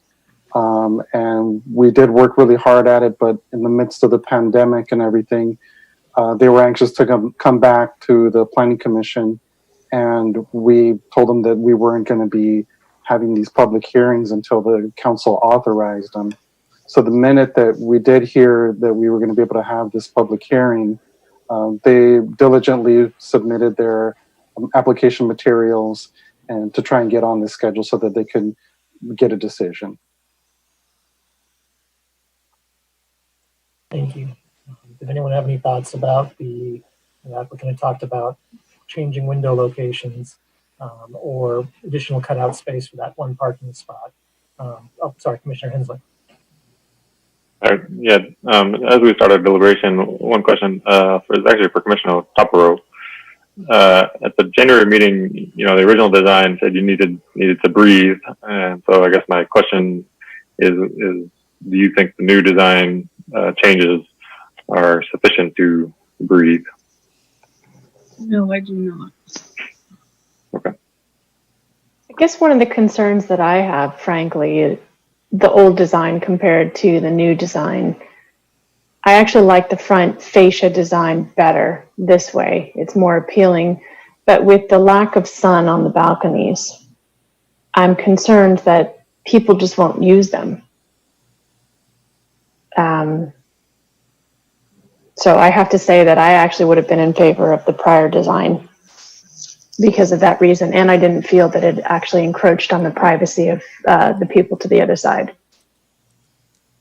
We want people to be able to use their outdoor space. What's the point of having it if they're not going to be able to use it?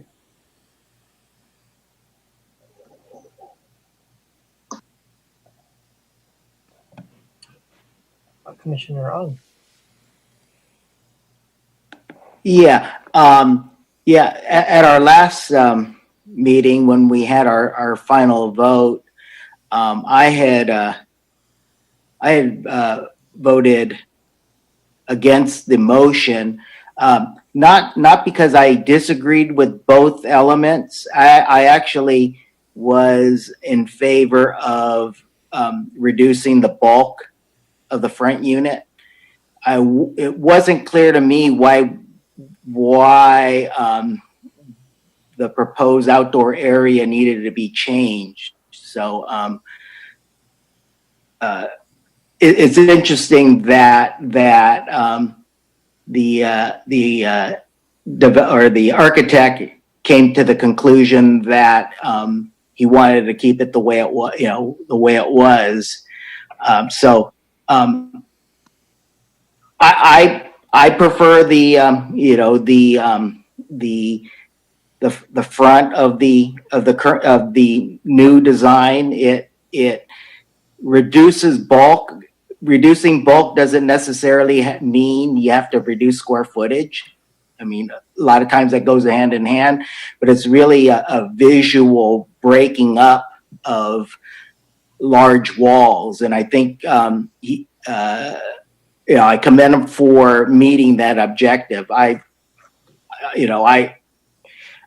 think that leaving the outdoor area the way it was originally is acceptable. It makes good sense not to put it on the north side. I've had a balcony on the north side, and you don't use it because it's too cold.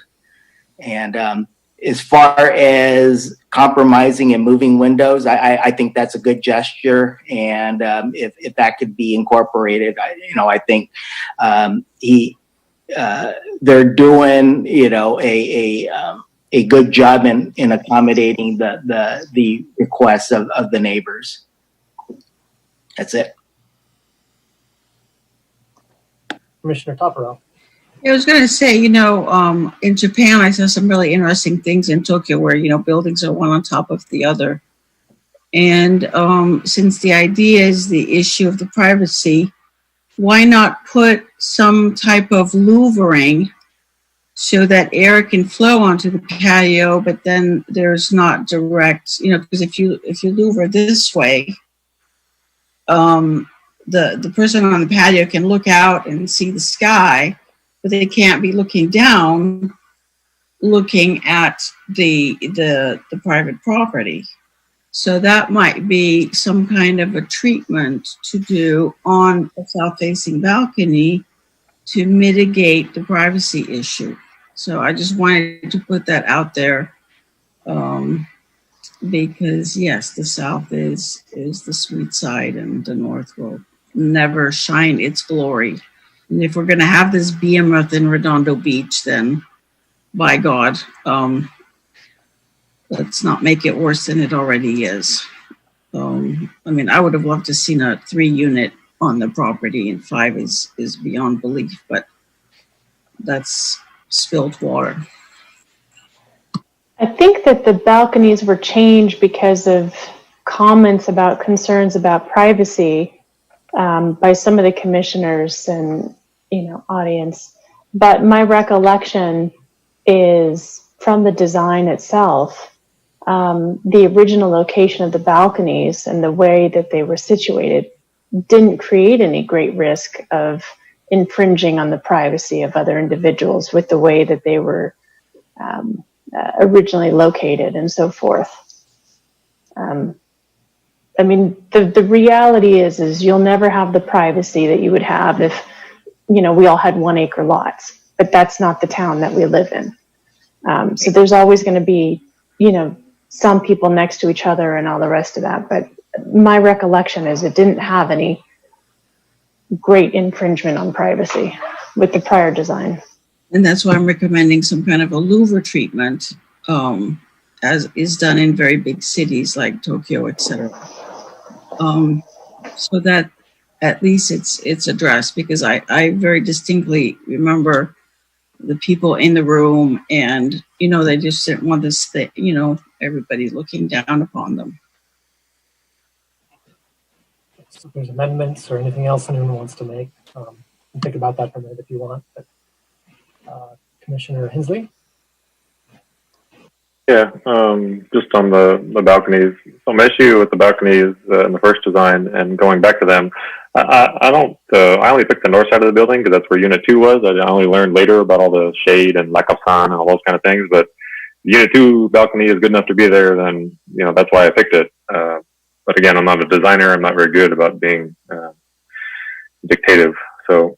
But the issue was, that in the design, the original design in January, Unit 3 and Unit 4 balconies were basically appendages looking in on each other. And I don't know, there's only about, please correct me if I'm wrong, about 20 feet or something between Unit 2 and Unit 3 spacing. So I'm not sure, how that compares to the how much sun would get there anyway. But, it's overhanging the parking area, and that was my issue. And the reason I was in favor of moving the balconies, I would move them anywhere. I'm not married to any one spot, except for where they were, is because I don't believe that as they were designed on Unit 3 and Unit 4 that they meet the definition of outdoor open space in our municipal code. So that's why I wanted to move them. And again, I'm open to other places, but in general for the project, I also believe that while the changes are nice to the front of Unit 1, they're not. I left that one wide open, to come back and be impressed with the amount of change, but it's noticeable, but it's not enough. And as soon as I saw the design, when I think about it, I think of it as a, very large man that got a very nice haircut. And it looks good, but it doesn't really solve the root problem. Yeah, it made the front fascia more attractive, but it didn't really address, it broke up the one long segment on the left of the property, but it really didn't address the bulk issue whatsoever. Yeah, and that was one of the issues, was the line, but, it's hard because when I made the motion, I left the front view issue broad, and this is what came back, and then very prescriptive in the where to put the unit 3 in the balcony, and that didn't work either. So, you know, yeah, you guys can decide, you know, where the balconies are best, but.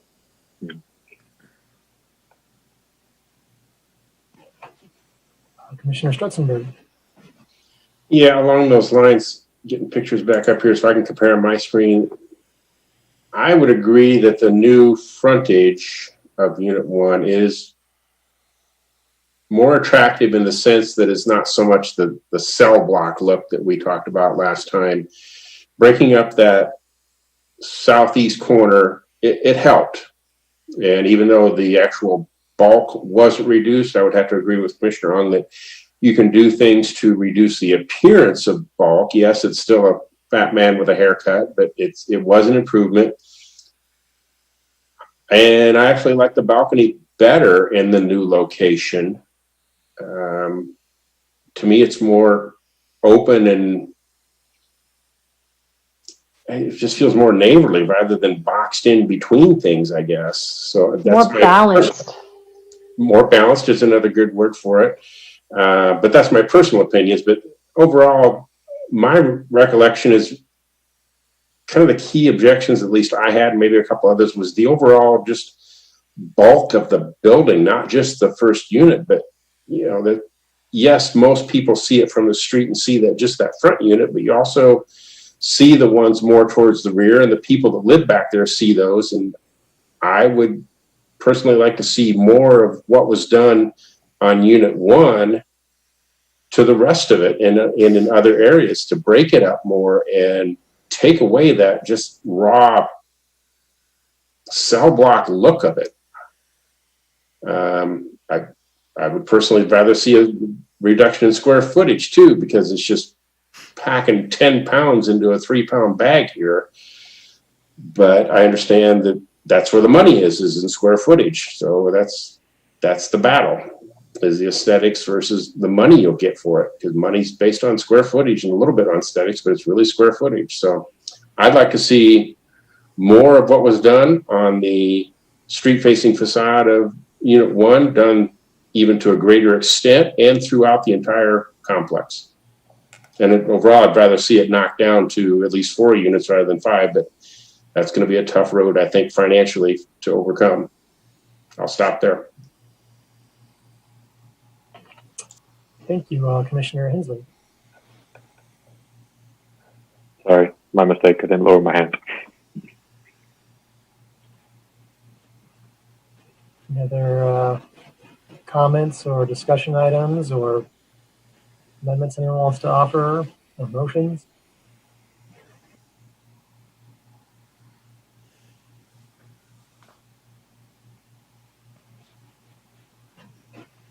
I know I personally appreciate the modifications that have been made, particularly at the front. I think it does really reduce from the street level the bulking and massing appearance of the project. But like everyone said, this is a substantially large project that maximizes just about everything else. So there have been some very thoughtful modifications. But yeah, like everyone else, it is large, and that's what our municipal code allows and our zoning allows. And it's not that inconsistent with anything I see in the neighborhood. There's everything going in is large. People want every square inch of square footage, which I personally find sad in these COVID times when the outdoors are really critical, and being able to get out and enjoy that is a big part of living here. But again, that's not what people are buying, so I understand.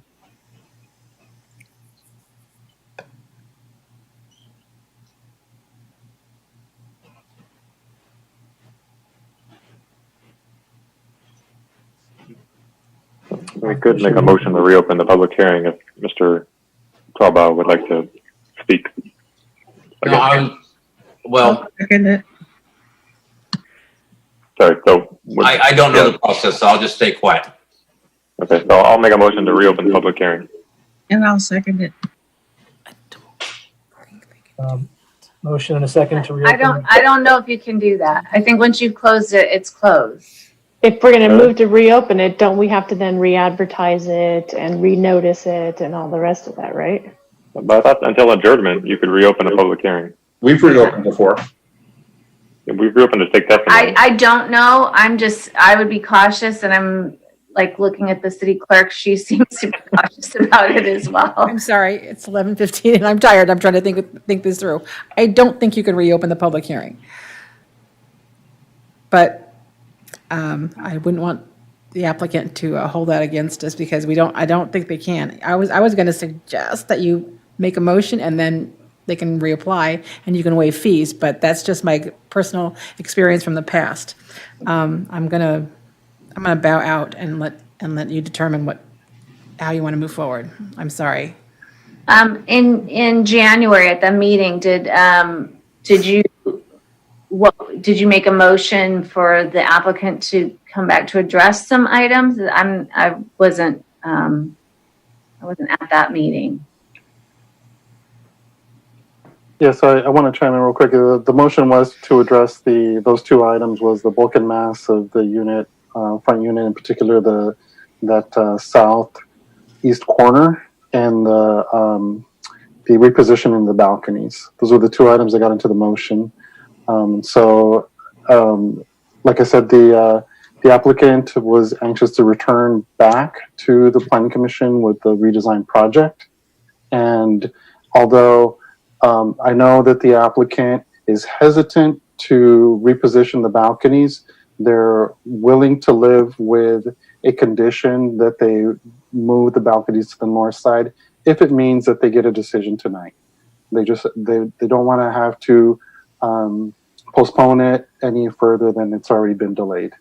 So I just wanted to mention that. Did we make a motion to reconsider or a motion to rescind the decision to close the public hearing under Robert's Rules of Order? Problem is, Mr. Webb is usually the one that answers these questions. I mean, I just have to say that between the two, given the usability, even with the bulk issues, because the bulk issues haven't been addressed, and to be honest, I don't know how much that's can really be addressed because they're within the limitations. But between the two, my preference is the first design, just because it actually makes the outdoor space usable. Just to confirm, Mr. Gardea, can't the Planning Commission approve the redesign of Unit 1 and the balconies on the original location of Unit 3 and 4? Can they do that? Yeah, yes, that's okay. The request. The request is that the plans be approved with the redesign of Unit 1 and the original location of the balconies on Units 3 and 4. So we can, okay. So it gets us the front fascia. Thanks, Commissioner Hensley, for clarifying that for us. Gets us the front fascia, which is better, which I think most of us find more appealing, but allows the usability of the balconies. Right. Again, the applicant is really hesitant to reposition the balconies for the stated reasons, and that's why they are asking for the original design of 3 and 4 to remain. With the redesign of 1. Yeah. Yes. So are we in a point now where we can make a motion? Because that's basically what I would be moving for right there, if I can actually find my document that just closed down. Yes, at this time you can make a motion. Okay, it just all shut down on me now.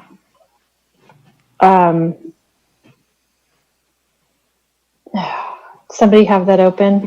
It just I make a motion to adopt the resolution, a title only, approving the exemption declaration, conditional use permit, planning commission, design review, and minor subdivision, vesting tentative tract map number 82903. I need some help here. Subject to the findings and the conditions stated in this meeting, in tonight's meeting, with regard to the to Unit 1 and the applicant's proposed proposal to maintain the balconies as originally stated in units 3 and 4. I think that was it. Yeah, that was it. Just don't ask me to repeat it. No, I get to do that. We have a motion. Would anyone like to second that? I'll second that. Motion by Commissioner Ung, seconded by Commissioner Glad, to adopt a resolution by title only approving exemption declaration, conditional use permit, planning commission design review, and minor subdivision vesting tentative tract map number 82903, subject to the findings and conditions contained therein, including the modified front unit in the new plan and maintaining the balconies from the original plan for the rear units. Is that accurate? For units 3 and 4. Units 3 and 4, is that clear? Okay, I will, oh, sorry, Commissioner Hensley, I see your hands up. Sorry, mistake again. Oh, no problem. I'll proceed with roll call vote. Commissioner Ung. Yes. Commissioner Hensley. No. Commissioner Strutzenberg. No. Commissioner Topero. No. Commissioner Glad. Yes. Commissioner Rodriguez. Yes. And I will also vote yes. I still think the project's quite large, but I do appreciate the modifications that have been made. So the motion passes.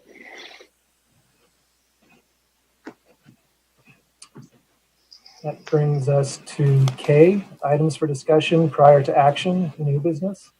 I don't see anything there. Do we have anything to discuss?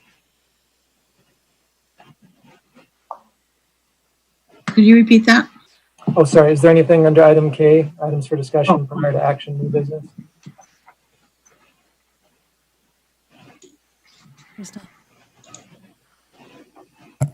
I'm sorry. On K, there is none. That brings us to public participation on non-agenda items. The section is intended to provide members of the public with the opportunity to comment on any subject that does not appear on this agenda for action. The section is limited to 30 minutes. Each speaker will be afforded 3 minutes to address the commission. Each speaker will be permitted to speak only once. Written requests, if any, will be considered first under this section. Do we have any online comments? No, there are no new comments submitted under e-comment under this section. We do have blue folder items on that. There's no additional public participation. Commission items and referrals to staff. Commissioner Ung. None. Commissioner Hensley. I didn't until 5 minutes ago. Director Forbes, can we get an answer back in the future of how, if we close a public hearing, is it closed? Is there no way to reconsider? Yeah, I'll definitely be talking with the city attorney. Okay. Do I need a motion or some actual referral? Or? Yeah, I think you make a motion and second and then vote on it so that it's the whole commission. Okay. So I'll make a motion to request staff to clarify once the public hearing is closed, if and how the planning commission can reopen a public hearing to reconsider more testimony. And I'll second it. Motion by Commissioner Hensley, seconded by Commissioner Topero. And I'll say by the July planning commission meeting. By the July. Do I have to restate the motion, or is it clear to everyone? I think it's clear. Okay, thank you. Roll call vote. Commissioner Ung. Yes. Commissioner Hensley. Yes. Commissioner Strutzenberg. Yes. Commissioner Topero. Yes. Commissioner Glad. Yes. Commissioner Rodriguez. Yes. I will also vote yes. Any other commission items or referrals to staff? Commissioner Hensley. No, thank you. Okay. Commissioner Strutzenberg. Yeah, a question on the email we received on May 27th concerning the overall process and communications about the 36 unit on 190th. And in that was a request, we asked that you not discuss this project with your fellow planning commissioners outside of this item being heard at the scheduled public hearings. Are we being, Is that I'm curious about why that request is there. That's unusual. I've never had that before. You're saying that we can't discuss it. Well, that's a recommendation from the city attorney's office that you don't discuss the item that is on an upcoming agenda with fellow commissioners before that actual meeting takes place. But we've always done that. It's called Brown Act buddies. I hope you haven't always done that. You just can't have a quorum. Yeah, you can't have. Right. Well, I think I don't have the email in front of me. We can certainly look at that. That could be something we further discuss with the city attorney, or we'll look at that and see if we need to clarify it. It says we ask that you not discuss this with your fellow planning commissioners outside of the item being heard at the scheduled public hearing. It's okay. That we've never had that before. I think the issue is it recommend that you don't discuss it outside of the planning commission per the Brown Act, or is it per another level, which is more finesse, which is zip it with everybody instead of. I think they're trying to avoid Brown Act violations. Yes. Yeah, that's what I'm That's the intention. Sense, which is obvious, that's the name of the game. Right. Yeah. But it's only a Brown Act violation if we establish a quorum.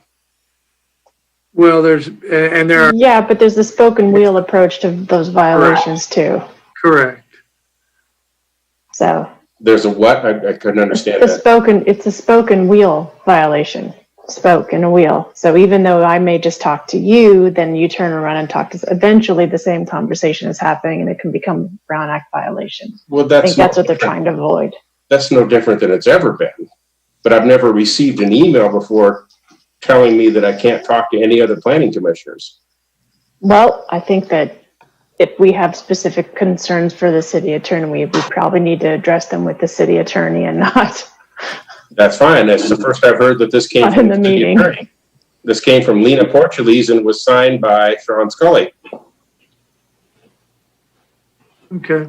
Well, we can certainly review that with the city attorney and see if we need to issue a clarification. Tell me what part of the Brown Act prohibits me from speaking to one other planning commissioner. It doesn't. I don't think that's what the point was. No. That's what it says. But I don't think that's what the point was. Unless I was there inside his head when he made it, I don't know what his point was. Okay, well, you're seeming rather antagonistic right now, I gotta say. So why don't we have staff look into that and get back to clarification? We'd be happy to. Any other? Thanks, Sean. Okay. For process for that being a referral, can we just have a motion second vote on that for a referral? So it's coming from the whole commission. I believe the motion would be then to have staff look into why on this project we were told not to speak to other commissioners. Is that it, Ralph? Would you like to? Yeah, that's fine. Okay. Yeah, that'd be great. Who would like to make that motion?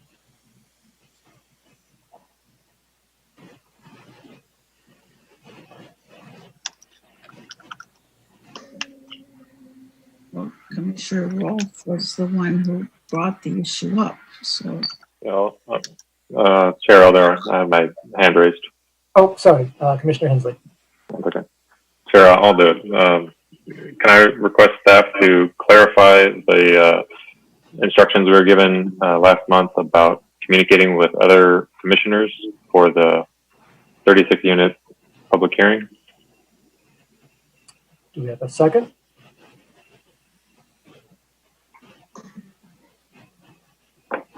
Nope. All right. I'll second it. Keep things interesting. Motion by Commissioner Hensley, and I seconded it. I'll do a roll call vote. Commissioner Yes. Commissioner Hensley. Yes. Commissioner Strutzenberg. Yes. Commissioner Topero. Yes. Commissioner Glad. Yes. Commissioner Rodriguez. Yes. And I'll also vote yes. Okay, Commissioner Topero, any items or referrals for staff? Yeah, I was just kind of wondering because with the pandemic and everything, I kind of lost track of what's going on with the general planning efforts and when are we going to see the fruits of all that laboring that they're doing, because it's, you know, the decisions there might impact these projects, you know, and it might be a way, you know, the sooner, you know, hopefully they reflect some of the things that we've discussed as a planning commission and about these gigantic monsters being built. So the sooner that they're put into law, the better. So I'm very curious as to where we are because I've completely lost track of. Yeah, so the General Plan Advisory Committee, we haven't been able to hold meetings because of the orders. They're all, like the Planning Commission, we have certain requirements to hear things within a certain time frame. But the other commissions are, you know, quite a few of them are not having the meetings because of the emergency orders. That being said, we are doing some work, you know, on the staff level to continue things. We just had, right before COVID hit, we had just done an amendment to the contract with PlaceWorks because we needed to address the land use recommendations, the draft land use recommendations that the GPAC had agreed to. We then have to now address the housing bill that was just adopted and signed into law and the new RENA methodology. So we're going to revisit that as well. We're moving forward with the open space element, and we'll be having that conversation coming up as well. So we're moving it along. It's just we're ready to have the next meetings with the GPAC. We just have to wait for, you know, that capability. That being said, we do have the local hazard mitigation plan was part of that component, part of the safety element. And that was just approved by FEMA. We had drafted it. City Council authorized us to submit it to the California Emergency Operations and to FEMA. And we got responses back from both, and City Council will be looking to adopt that. So things are moving. It's just, you know, on different platforms. And we're just, you know, waiting for that ability to, you know, to have things lifted so we can have the meetings. I mean, this is, you know, it's an interesting enough platform when you have 7 commissioners. The GPAC is 27. So it's a little bit more difficult to, and with that, they're having a lot heartier discussions rather than just presentations. So that's a big component of what we have to be able to do and accommodate for the next meetings for the GPAC. Okay, because I thought maybe they were doing Zooms on their own and moving forward. Okay, so that, and is it so that the gentleman that came up before us earlier, Nicholas Biro, is he on the general planning? Yeah, he's the chairman of the GPAC. Okay, that's what I thought. Sorry, I see your hands up, Commissioner Stutzenberg. Sorry. Okay. Commissioner Glad, any commission items or referrals for staff? None. Commissioner Rodriguez? None. Okay, and I have none. Council action on planning commission matters. Anything there? Okay, that brings us to adjournment. The next meeting of the Planning Commission of the City of Redondo Beach will be a regular meeting held at 7 p.m. on Thursday, July 16th, 2020 in the Redondo Beach City Council chamber. I don't know if that part's accurate. Also be a teleconference. Is there a motion to adjourn? Motion to adjourn. Second. A motion by Commissioner Glad, seconded by Commissioner Rodriguez to adjourn. Last roll call vote. Commissioner Yes. Commissioner Hensley. Yes. Commissioner Strutzenberg. Yes. Commissioner Topero. Yes. Commissioner Glad. Yes. Commissioner Rodriguez. Yes. Sorry. I will also vote yes. Thank you all so much. I know it's been a long night. Thank you, staff, for hanging in there. Thank you, commissioners. all. Thank you, Thank everyone. Thank you so Thank you, much. guys. We'll see you next Thank month. you. Okay.